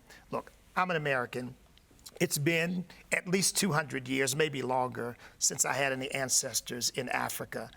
I am an American. I refuse to even use the term African American. I say I'm an American, and we are all Americans of different descent. We all, and frankly, a lot of us, as am I, we have a variety of different descents. That's right. that are part of our bloodstream. But at what point do we begin to not just oppose what we're against, but restore the sense of patriotism and the sense of love of country? The sense that we have this unique experiment in human freedom that has succeeded beyond anything that's ever existed. The most successful governing document, which, by the way, Frederick Douglass said the Constitution was not a racist document. That's right. He commended the Constitution. At one time, he thought it was until he read it. That's right. He said that he read it and he realized it was not at all. And at some point, we've got to begin to take this narrative that David is sharing with us about our history and give people a reason to be proud of our country and be proud of who we are. We know we're not perfect. We understand that, but neither am I. Neither is anybody watching. Yep. But America's been the greatest place on earth for anybody to live, raise a family, build a business, get an education, do anything in life that you pretty much want to do. And I think that's what Black Lives Matter is intending to destroy, the sense that America's a place of hope and opportunity. Turn it into, no, America's a place of injustice, and it's got to be destroyed. Well, when you look, even in the last couple of weeks, there's so many sports now coming back online. And look at how the American flag is being treated. Yep. Only 2 guys in the NBA did not take a knee to the flag. Now, this is something, 3 years ago, there was a couple of guys taking a knee. Now there's a couple of guys not taking a knee. Look at the 3-year turnover that's happened here. And here's what's interesting. When this started 5 years ago, Colin Kaepernick, whatever, it's because the 4th stanza of the national anthem had a line about the slave and the hireling. And the national anthem, in its 4 stanzas, most people didn't know it had 4, it's got 4, was written by Francis Scott Key. And so Francis Scott Key, because he wrote the national anthem, his memorial in Baltimore has been defaced, destroyed. The one that they tore down just a couple of weeks ago in Golden Gate Park, it's destroyed because Francis Scott Key is a racist. Time out. Francis Scott Key was the Attorney General for Washington, D.C. He was made the Attorney General by the President, and he was probably the greatest attorney in D.C. He was really well paid for private cases, except he took on hundreds of anti-slavery cases for free, pro bono. He freed so many hundreds of slaves on his own time, pro bono, that the newspapers called him the N-word lawyer. He was the N-word guy because he freed so many slaves. Wait a minute, I thought he's the racist who created a racist national anthem. How is it the guy is called the N-word because he freed so many slaves on his own time, taking no money for doing so? Awesome. And now today, I mean, if you want to protest a flag, protest the Confederate flag. But the U.S. flag is the one that brought freedom and ended that stuff. Yeah, or the rainbow flag, which everybody sees. Yeah, well, that's right, exactly right. But it is so crazy when you look at that, because the hireling and slave, the phrase hireling and slave, actually in the fourth verse was Francis Scott Key talking about what the British were doing, that they were imprisoning hirelings and slaves and putting Americans into slavery. I think it was September 1814, is during the War of 1812. The White House had just been burned and parts of the Congress and stuff the month before, and so the British had this huge armada there bombarding Fort McHenry, and Francis Scott Key came on a boat to negotiate the release of captives, and because they started the shelling of Fort McHenry, he had to stay on the boat until the next morning. And they said that if you'll just lower the flag, we will stop the bombardment, you can survive. And that basically would have given the British the victory, War of 1812. And yet they had direct hits on that flag, and yet they actually propped that flag up with dead bodies of people that had been exploded. And that was part of that Star-Spangled Banner, is it's still waving. And so when a person sits there and kneels and shows disrespect, they can say, well, it's not about patriotism to me, but for 200 years, that's what people remembered about the national anthem and stuff. Am I correct on these things? Yeah, I mean, they you remember can correct that. me if I'm... Oh, no. There's a lot there in that story that goes with that narrative, because that narrative, it's interesting. The commander of that fort said, I knew at some point the British were going to come here. I mean, the War of 1812, it's a logical step to go from D.C. to there. He said, and I wanted to make sure they did not miss their way, so he went and had Mary Pickersgill make a massive American flag. It's like 80 by 120. He said, I wanted the British to see it from a long way off. And so he made that, because they had a storm flag that they flew when the wind was rough, but he put that one up when the British got there. And the deal is, they went through 2 days and nights of just pounding, just intense pounding by all the British ships. And if the Americans surrendered and take that flag down, then the battle's over. And that's what Key was watching for. If that flag dips, if it goes down. But see, the whole view of a flag back then was, our view of the flag has changed because the Supreme Court decision in the 1970s, the Johnson decision, said it's okay to burn and desecrate the flag. Prior to the 70s, no, it's not. These guys gave their life for that, and that's why every war, that American flag, I mean, if a World War II vet saw you desecrate the flag, he would have punched you out, because that was his buddies who died. That's right. You know, that's right. And again, it goes back to the fact that people don't know history, they look at it only through where they are at this moment in time. We look at it in the post-70s era, and in the post-70s era where we've been taught don't respect anything, the Supreme Court chopped down so many things. It took out prayer, took out Bible, took out, you know, all the traditional values, including the traditional value of the country of standing for that flag. I mean, there were other flags you could point to for racists, but not that one. That's not the one you point to. And let's speak to the issue of the argument that was made, because I heard it too. Oh no, this has nothing to do with the flag. This has to do with police brutality and social justice. But look, there are all kinds of ways to protest police brutality. I'm pro-life. The Supreme Court in Roe v. Wade said that abortion was legal. I don't like that one bit. I think it's morally wrong, spiritually wrong. Frankly, as a lawyer, I think it's legally wrong. That's right. Constitutionally wrong. but what's that got to do with me disrespecting the flag of our country, which, from my perspective, represents the sacrifices that others have made for the freedom that we now enjoy. It represents the highest ideals of the nation, knowing we're not perfect, but that flag represents our desire to become what? A more perfect union.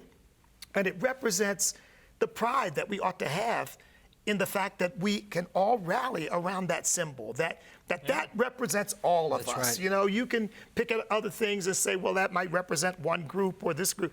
That represents all of us. So when you kneel for that, I said from the very beginning that when Colin Kaepernick began that, he was expressing disdain and disrespect for our country. Now, anybody who denies that is just not looking at the facts. Well, finally, recently, we know he said, I am not celebrating July 4th because I'm not celebrating your white supremacist holiday, which means that he's saying the very legitimacy of the country is not to be respected. So I think that anybody who really cares about this country should say, okay, if there's a problem, you really believe there's a problem with police brutality, I think we've argued effectively, yeah, there's a problem perhaps, but it's not an epidemic. The epidemic lies elsewhere. The epidemic lies in black-on-black crime. The epidemic lies in abortion. You want to look at where black lives are really being taken. Destruction of all families, of all races. Of families. But fine, you want to protest that? Great, have at it. Let's figure out a way for millionaires to create a platform in which they can do that. Why do you use the American flag and the national anthem as an opportunity to do that? I mean, frankly, it makes me personally angry. My grandfather fought in World War I on my mother's side. I donned a Marine Corps uniform, and you did too, and took an oath of office. No, I wasn't a Marine. But you were... I was Army. Army, okay. I was that's the okay. real... That's okay. You were a real military person, right? Now, see, here's another thing. See, you are a Marine, and I'm Army, and there's this conflict. Do I need to get between? Maybe I should move over there between you. It has nothing to do with color. It's just people are always fighting it. Exactly. And of course, we do this in good humor. But my point is, Americans who love this country, who might even agree that there's a problem with police brutality, are going to say, oh, absolutely. why do you disrespect the American flag? And frankly, look, they argue that Francis Scott Key owned slaves. You pointed out that he also was a defender of the freedom, pro bono, by the way, of slaves and helping people to obtain their freedom. But my attitude is this. I am tired of being told that all of our symbols, our Declaration of Independence, our country itself is illegitimate because the people who came before us were somehow flawed and weren't perfect. I mean, on that basis, since Paul was not a perfect human being, maybe we should throw out all the Pauline epistles. He killed somebody along these same lines, said even Jesus was a sinner. Yes. Well, see, I forgot who that was. That was Don Lemon of CNN. I immediately of the Communist News Network. wrote Ichabod over that person. Hey, let me ask you about this. How about the people playing the black national anthem right along with our national anthem? What do you think of that? Look, first of all, there's no such thing as a black national anthem. I'd never heard of it. Because there's no black nation.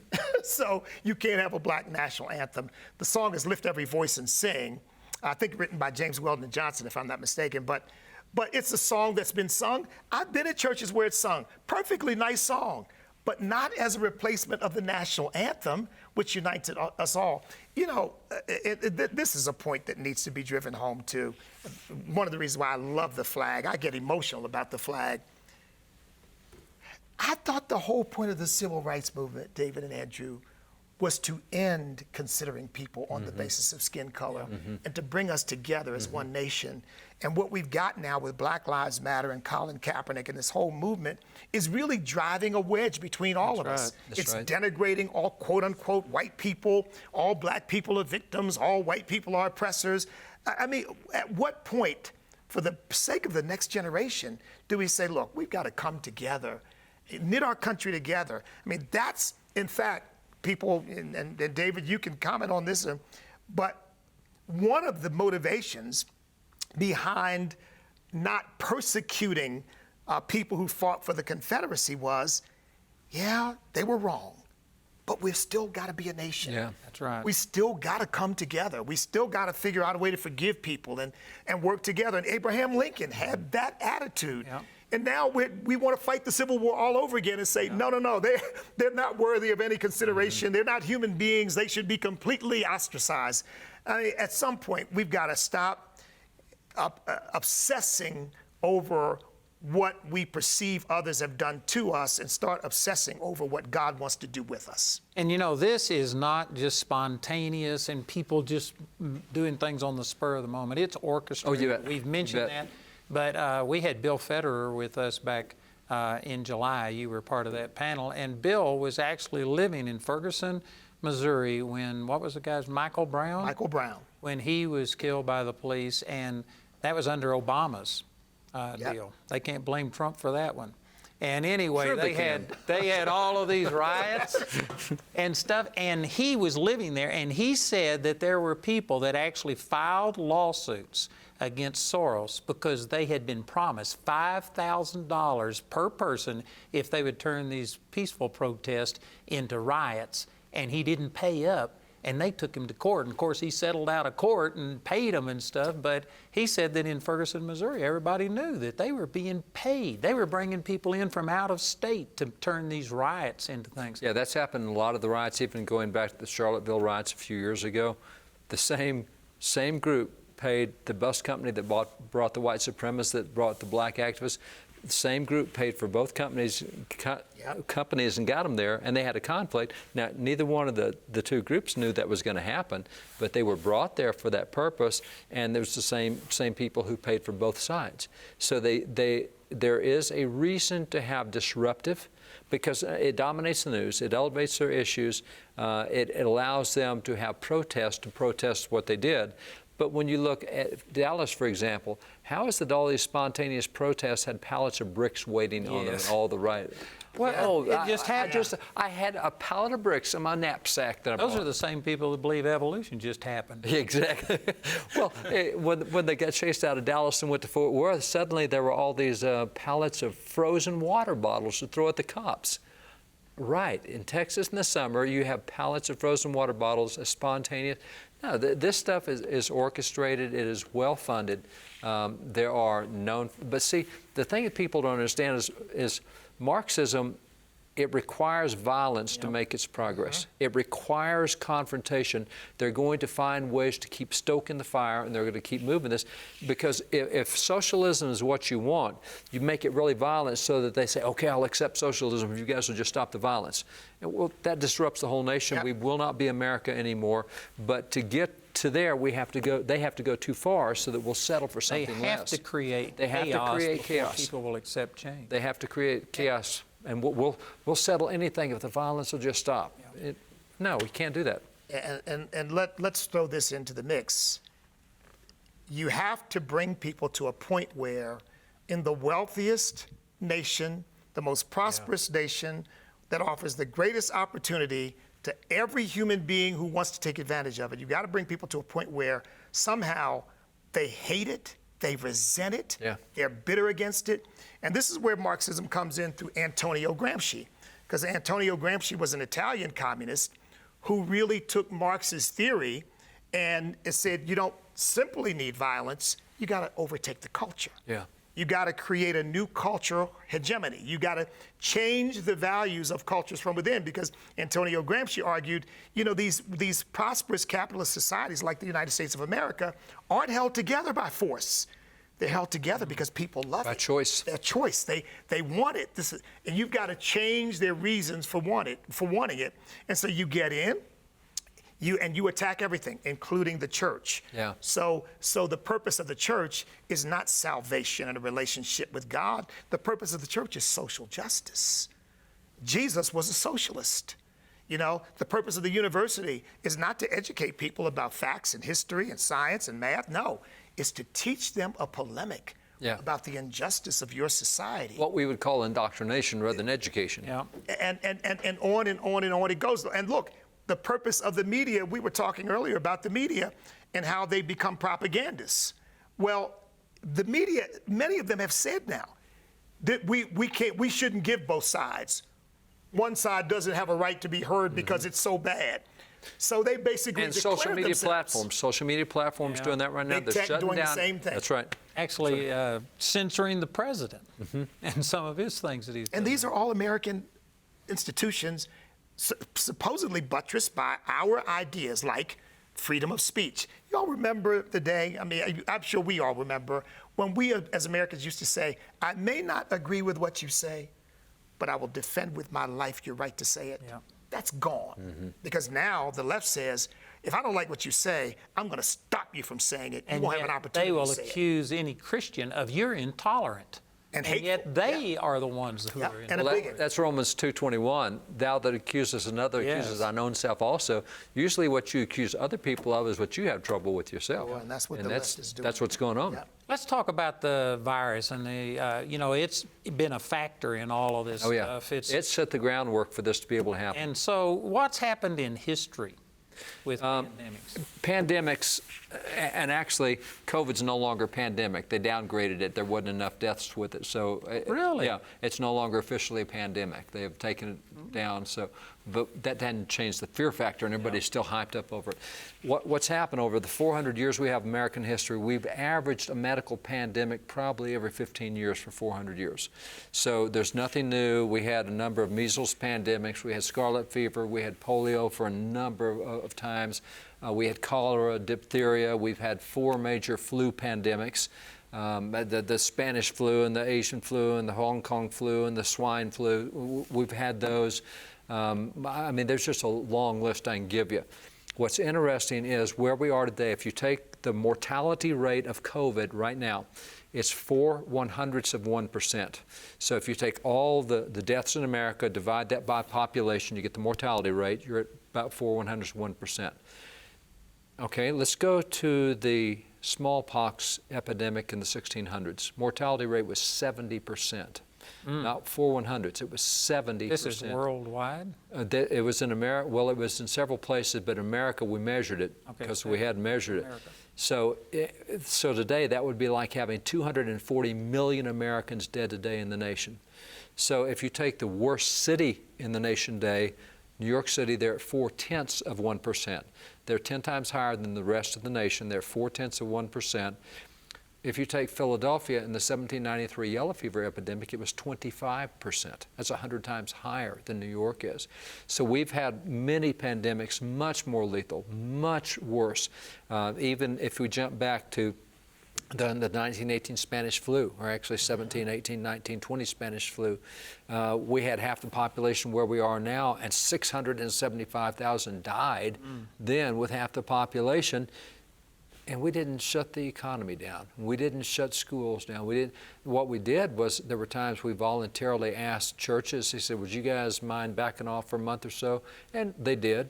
And the Spanish flu, the churches got back together and said, hey, government, we've been shut for a month. We're coming back online.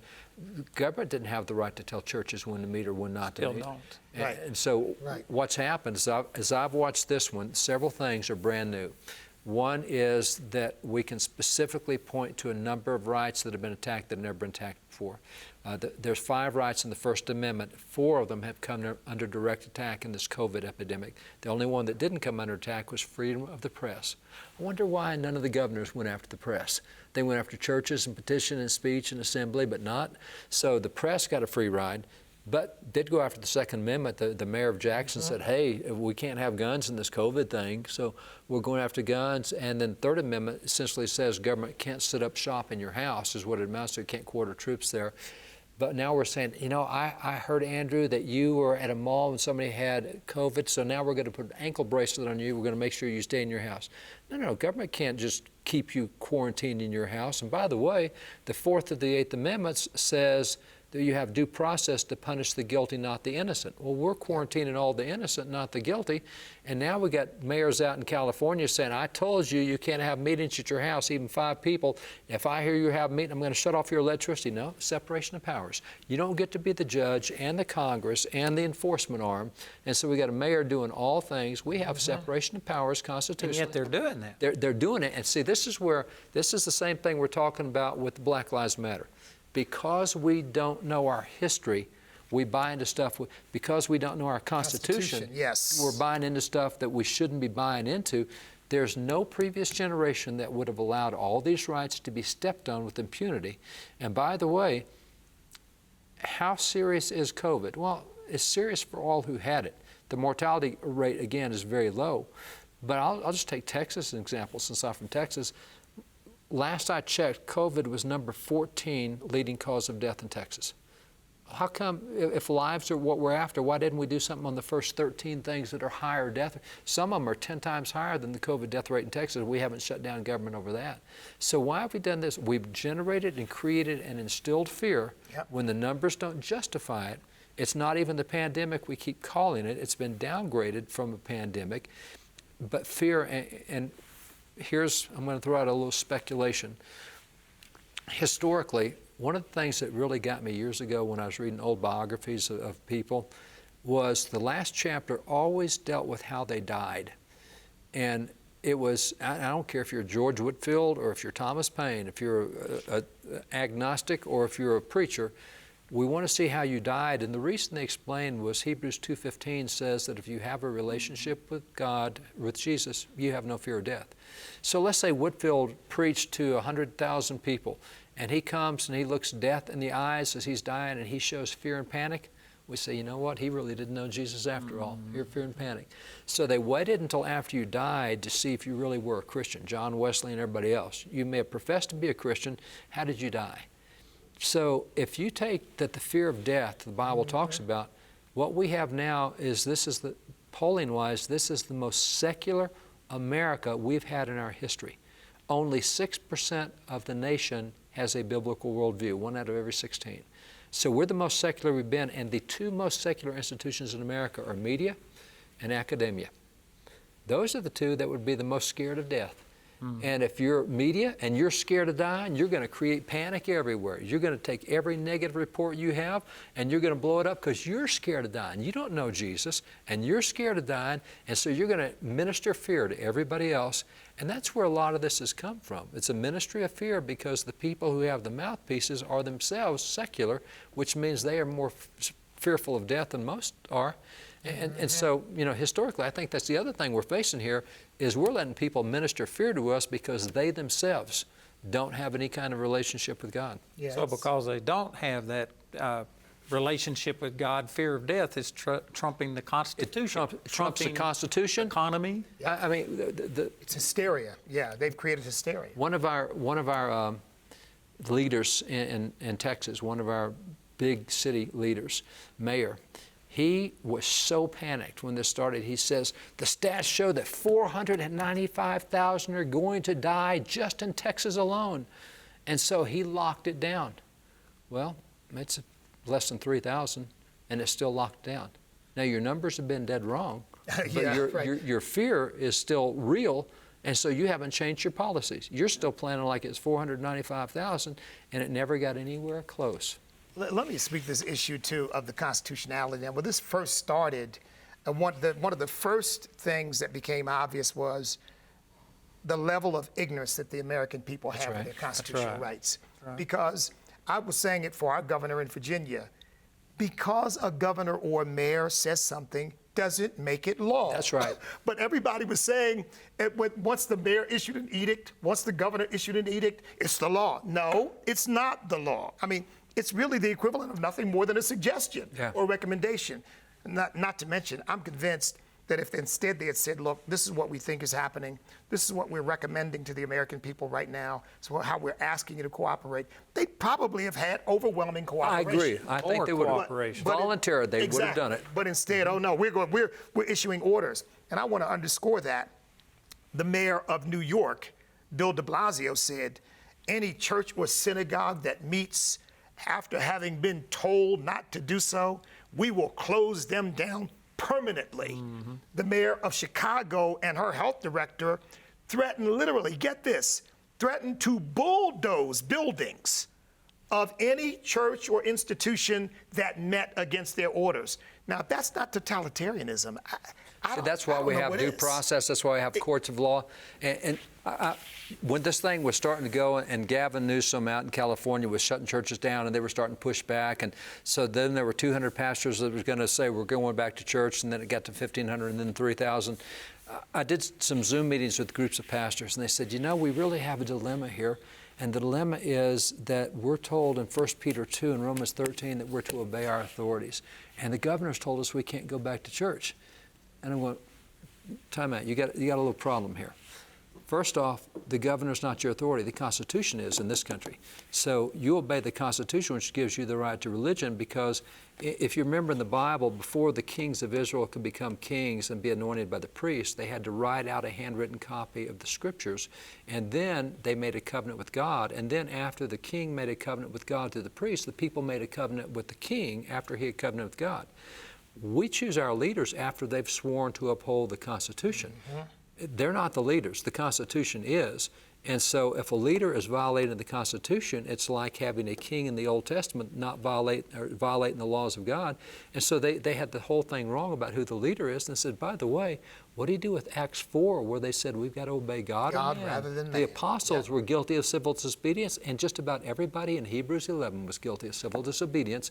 And you Christians, we got nothing to lose except maybe you get a $1,000 fine. That's all the governor was doing at the time, and you're scared of that, and you'd rather, Jesus said lay hands on the sick, and the governor said no, you can't do that. Jesus said baptize, no, you can't. All the things Jesus said to do in person, you can't do virtually. You can't have a virtual baptism. So let me ask you this, and this is for my information. We held a meeting, got a cease and desist order and stuff, and if it was only the Constitution and First Amendment right, I'd just do it. If they throw me in jail, fine me, do whatever. But you also don't want to see people get sick. Yeah. And we did. That's the voluntary side of it. We had a number of people get sick at our meeting, and they say if 2 get sick with COVID, you've got an outbreak. So they classed it as an outbreak, and Teller County, where I live here, has an exemption from some of the restrictions because we were so low in the number. Yeah. But when we had the outbreak, 2 or more cases, that put the whole thing at risk. And so now the people in the community are sitting here saying, Charis Bible College, Andrew Wommack is spreading the virus and stuff. And I don't give a flip about the Constitution, violating it, because I know I'm free. But how do you deal with the people thinking that, you're sitting here spreading the virus by having meetings? But you remember that was some of the stuff the apostle faced too, was all the false accusations Jesus faced. As long as you know you're doing everything you can to protect those people, and no Christian minister I know, no Christian I know is going to say, I'm going to follow the Constitution, I hope all my people get sick. And we're not going to do that. My gosh, we want our people well and healthy. We're going to look after them better than Governor Newsom or anybody else is going to. We're going to do better on that. But you will not stop the rumors, and that's one of the most effective things. Why did they call Jesus a winebibber and a glutton? It's all false. But if you can hurt the reputation of Jesus, then people will stop following him. So the Pharisees start all this stuff. And a lot of it goes, you just got too big a following. And if you got too big a following, we're going to lie about you so that people won't listen to you. So from the standpoint, I don't know of a single pastor out there who wanted to endanger his people. Of course not. But I don't know why pastors would say whatever the civil authority says trumps what the Constitution says and what the Bible says and what ministry says. That should never have been a consideration. Yeah. And that's again where we don't know the Constitution, we don't know the Bible near as well as we should, and we're lacking the leadership. Because the thing that I think has got to happen this time with what's going on, there's a lot of stuff come together. I think the COVID is what set the stage for the protest. The protest could not have done what they had done if it had not been COVID. A lot of people are out of work, a lot of people not having anything to do. Yeah. Perfect. That's right. Perfect storm. Yeah. It's a perfect storm. So all of that comes together, and now we are at a time where we can demonstrably show that this stuff is being built on stuff that's not true. And so what do you do at that point? Because you have to love the truth. That's biblical, scriptural. If you love the truth and know the truth, it'll set you free, but only if you know the truth. So I think the thing that we have to do that we haven't done in a generation is defend the truth. We're not willing to stand up for it right now. We saw polling last week that 77% of traditional value Americans, guys like us, don't want to say anything because they don't want to be attacked. you know what? At some point, truth has got to mean more than your fear. And at some point, we're going to have to start standing up. And I think where we have missed it is we're thinking in terms of all the millions doing things right now. Don't worry about them. You just find one person and get that one person thinking right. If everybody would, if that 77% would get one person thinking right, we'd have the whole nation. Well, I believe we're in a cultural war just as much as Revolutionary War, the Civil War. It may not be fought on the same scale. Now it's fought in the arena of ideas and stuff. But comment on this. Where are we in this process? Well, is this something that's passing? No, I think if we don't defend it now, we're going to be facing some serious things that none of us want to see. Well, look, first of all, in terms of this so-called outbreak stuff, nobody knows where people get this stuff. I mean, nobody really knows. You know, we've heard of places where everybody's wearing a mask and there's a so-called outbreak. And we've heard places where nobody wears masks and there's no problem. I think there are a lot of unanswered questions here, and I think this is being used, as you suggest, to manipulate people, to create hysteria, and also to make people not like the church. I mean, our church never closed. We kept having services the entire time. And you know what we were told? I was trying to get people killed. Yeah. You know?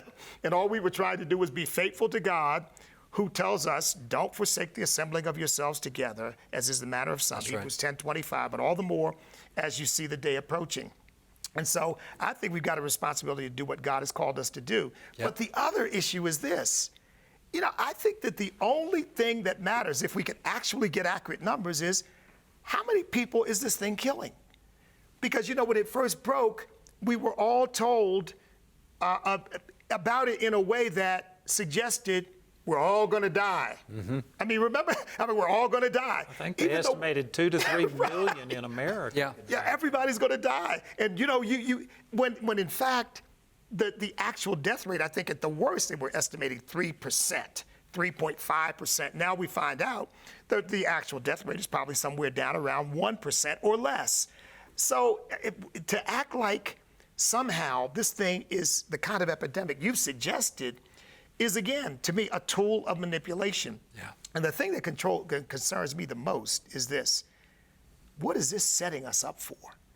I mean, if the spirit of totalitarianism, if people wondered before, well, you know, come on, America could never become that. Just look at the way this thing has been dealt with, and then tell me that again when you see leaders. That's right.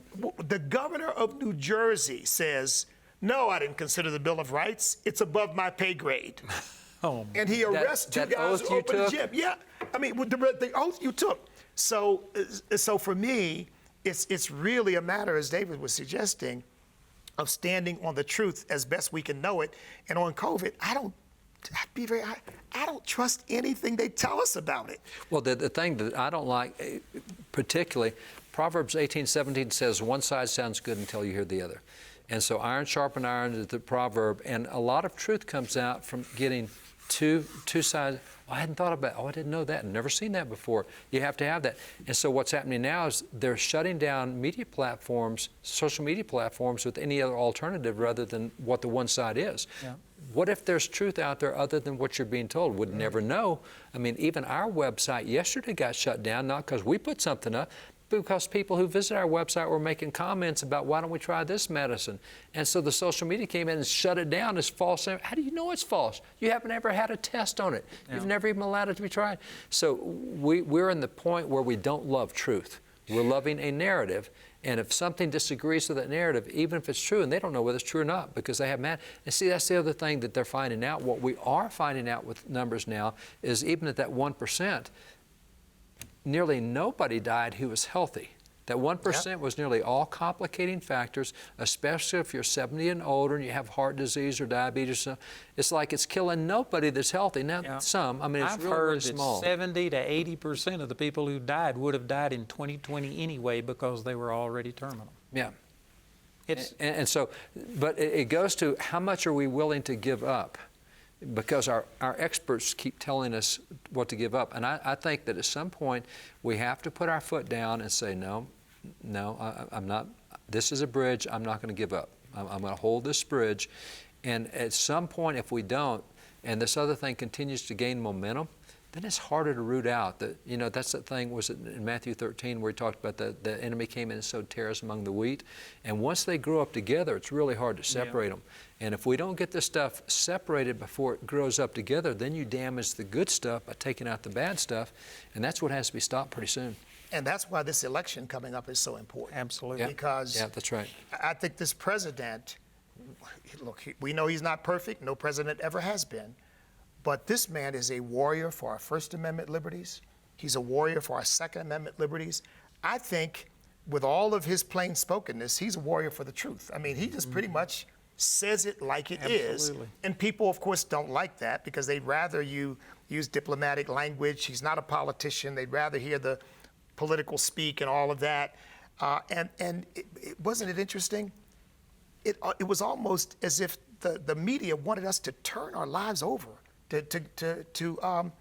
Anthony Fauci, just whatever he says.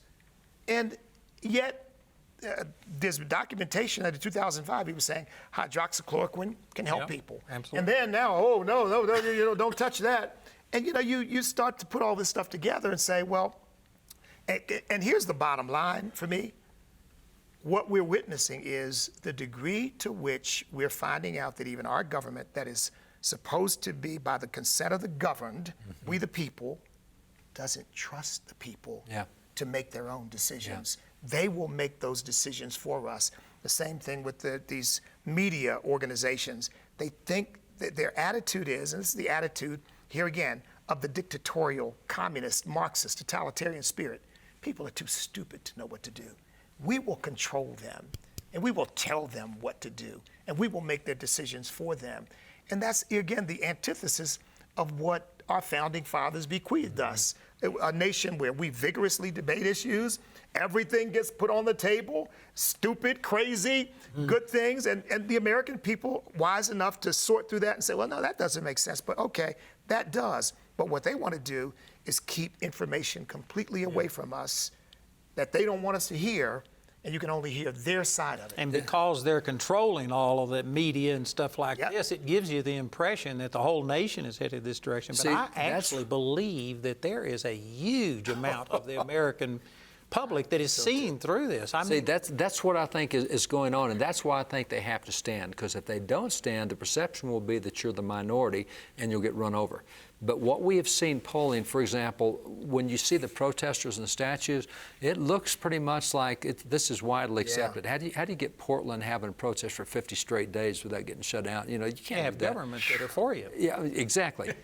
So when you look at the stuff, what we found is polling-wise, only 10% of the nation agrees with taking the statues down. Now, I wouldn't have thought it was that lopsided. Only and 84%. 84% agreed with leaving the statues alone, even Confederate statues. I wouldn't have thought it was anywhere close to that. And then the fact that the black community is the strongest of all communities in supporting police, that's not the narrative I was hearing. And I mean, makes sense, though, because the blacks are the ones that are going to suffer the most if the police get See, there are so many polling things that we're seeing. We were talking earlier, we've both seen now 2 polls where that favorability among Trump, among black folks, is at 41%. Now, that's got to scare the dickens out of us. And historically, I bet you it's been closer to 10% or something. Oh, it's been closer to single digits. Single digits. It's been4 closer or to single 5% digits. sometimes, Exactly. And so there's a whole lot I see that can be favorable, but not if they remain silent. That 90%, that 84%, that 67%, that 77% is going to have to start speaking up at some point. If they keep giving it over to these guys without any kind of opposition, then it's not going to be good. And so I am like you. I see a whole lot of things that give me great optimism if we can get courage combined with it. If we can combine courage with it, I think it's good. I think that this has driven the liberals to such an extreme that anybody who is just casually observing is going to recognize that, man, this is not where I want to go. And I'm praying that there's a conservative backlash in the coming elections, and that, man, they vote out all of these people who voted to defund the police and allow their cities to be taken over. I think that. I think we are coming into. I think we are coming I think into so. a backlash. I really felt like something the Lord kind of told us. We have a legislative network, about 1,000 legislators, all 50 states, and so we have a conference every year. And really felt like several months ago the Lord said that the title for the conference is Reset, because we're going to reset all sorts of things. We're going to go back to a reset on this. And so I've watched what's happened, and we monitor legislative stuff that's going on. And so far, since COVID started in late February in America and we've been shutting down, we've had 2,500 pieces of COVID legislation introduced at the state level, 2,500. The overwhelming majority are defending liberties and rights that the government has trampled on. And I thought they might be, we got to take more control from the people. We're going to give the governor more power. It's been the other direction. We got to take power away from the governor. We got to get away from the public health agencies. And so I'm seeing that there's this instinct going on with legislators right now that this is way out of bounds. I mean, in our state, we've got some of our very conservative legislators suing our conservative governor because he's, and so I'm seeing that uprising. We're seeing the same thing happening in these polls where the people are wanting to reset, but they're just silent right now. And so I really do think a reset's coming. I think we have the opportunity to fix 10 or 12 major problems in one session. And I don't know how I could have ever orchestrated this many major problems to be an issue. But stuff with parental rights, stuff with education, and stopping the indoctrination. There's now a whole lot of state universities that are getting limits put on them because they're teaching so much crazy stuff. And parents are now finding out, I thought you were getting an education, you're getting indoctrination. So the limits being put on state universities, the fact that you're looking, several polls now show up to 40% of Americans looking at homeschooling their kids. Yeah, that's going to be a whole different, we couldn't have done that. We couldn't have paid for that. So there's still a lot of decisions to make, but I'm seeing the reset start to happen, and I think it's possible. Well, September 17th, of course, is Constitution Day, and one of the problems we just cited is American ignorance of the Constitution, of what it actually says. And I hope that this will be an opportunity for Americans to really find out the glories of that document. I mean, our Constitution is the most successful governing document in the history of mankind. Now, that can't be by accident. It must mean we got something right, right? And we need to make sure that our elected officials live up to it, and we don't have these stupid comments like what Governor Murphy in New Jersey and de Blasio and Don Lemon and media and others. Yeah, these stupid things that they say. This woman in Chicago that understand they've taken an oath to the Constitution. We, the American people, have to hold them accountable to what it actually says. You do that by voting them out. You've got, people have got to turn out and vote their constitutional and their Christian principles, because the other thing is, regardless of what anybody says, even the polls demonstrated, perhaps not to the level of commitment that we'd like, America's still a Christian country. And what we're seeing is an absolute attack on Christianity, not only through COVID, but through other means as well. And they put up satanic symbols on and they're buildings. Burning churches and attacking churches and defaming churches. Yeah, and burning Bibles and all of that. So look, David, I think you're right. What they meant for evil, God can turn for good. That's right. And I really see a potential resurgence like nothing we've ever seen before. The American people rising up and saying, we're not going to allow you to take over our country. Our organization is doing something in September in honor of Constitution Day entitled The Constitution versus Communism, because we think that people need to understand that these values are coming out of Karl Marx. The stuff that we're witnessing is coming right out of the Karl Marx playbook. And that means this is not what it used to be. I've often pointed out that, when Ronald Reagan and Tip O'Neill, they saw things differently. But when Ronald Reagan got shot, Tip O'Neill was in the hospital room weeping, holding Ronald Reagan's hand. They disagreed and they debated and they came to agreement. That's over. This is now, we're not talking about center left, center right, compromising, working it out.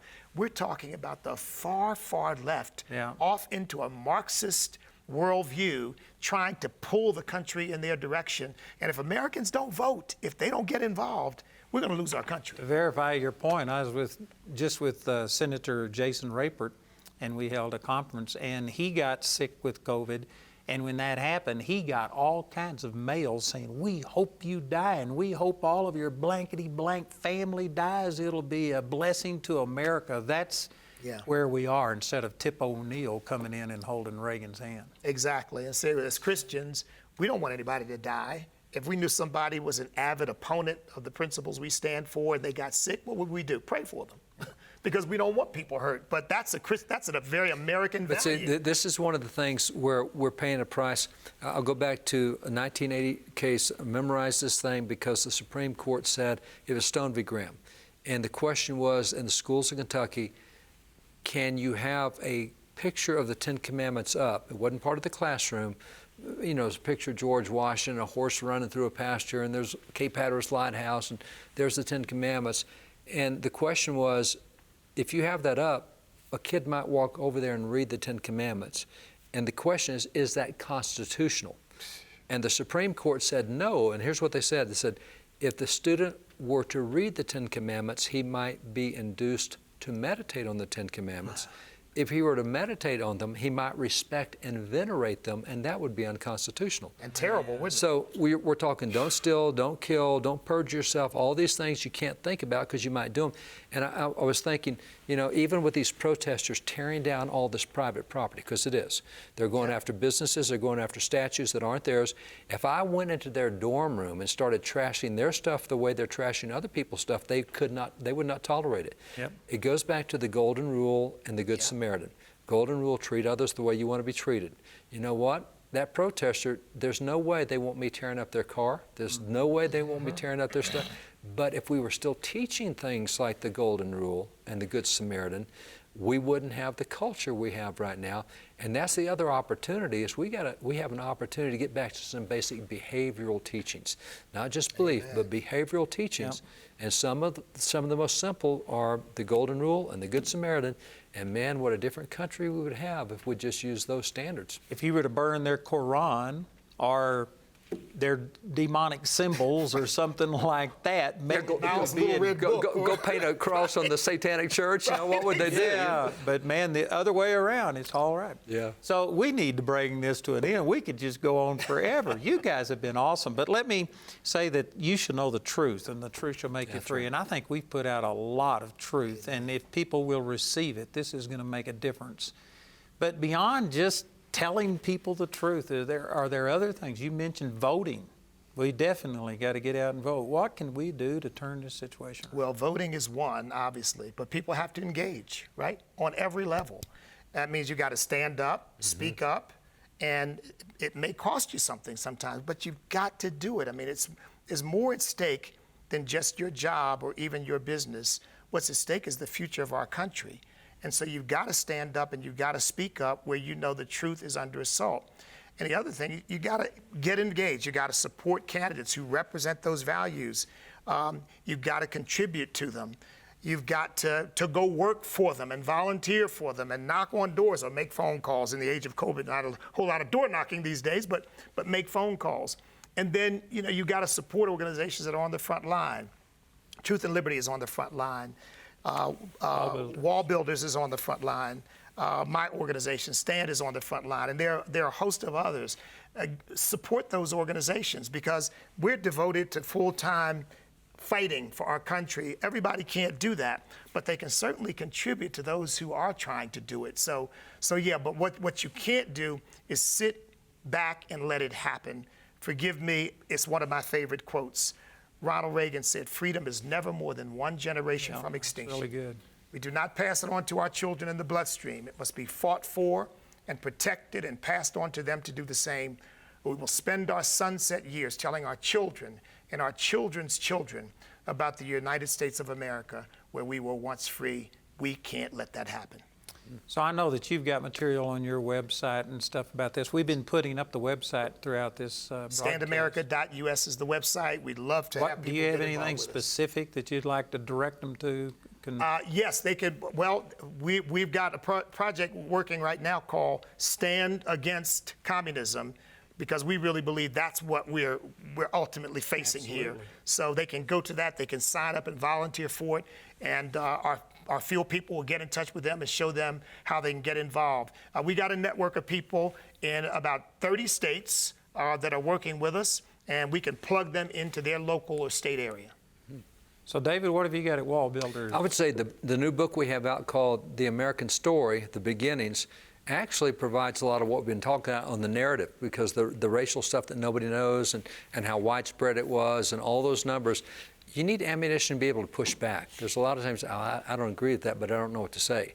Well, we've got stuff you can say. There's facts you can push back. You can help young people learn what the truth is, because they're not getting it. They're getting a 1619 narrative. So at wallbuilders.com, the new book, The American Story, The Beginnings, is a great place to start. I would also send you to a website called christianvoterguide.com, because it will link you, whatever your state is, it will link you to voters' guides that show the biblical values of those running, so you can better choose who's there. You don't always want to choose on the basis of what their ads are, because that may not be the thing that really is important. Righteousness exalts a nation.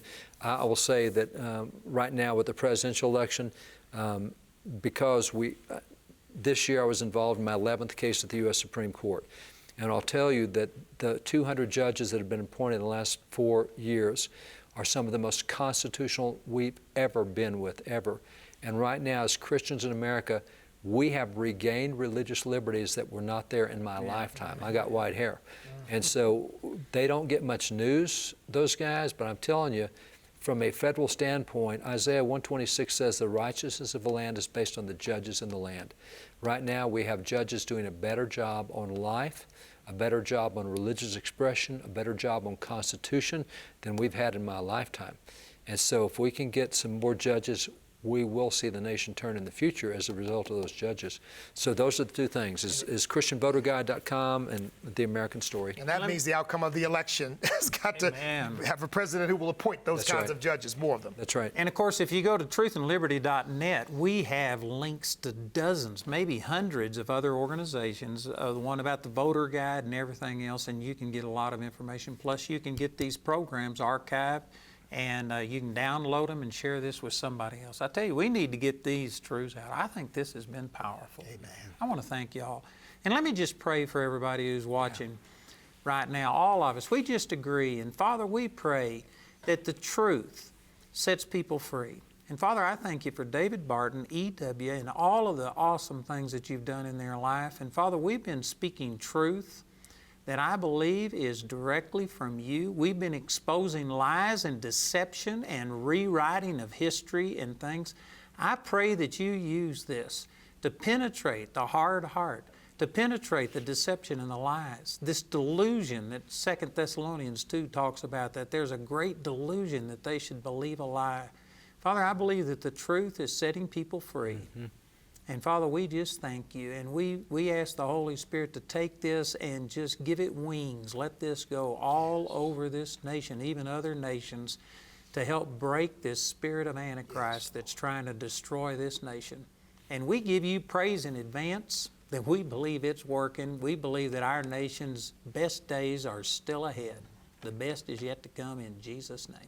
Amen. Amen. Thank you guys for doing this. Thank you. And thank you all for watching and being a part of it. Praise God. Share this with somebody else. They'll be blessed. Join us next time for the Truth and Liberty broadcast.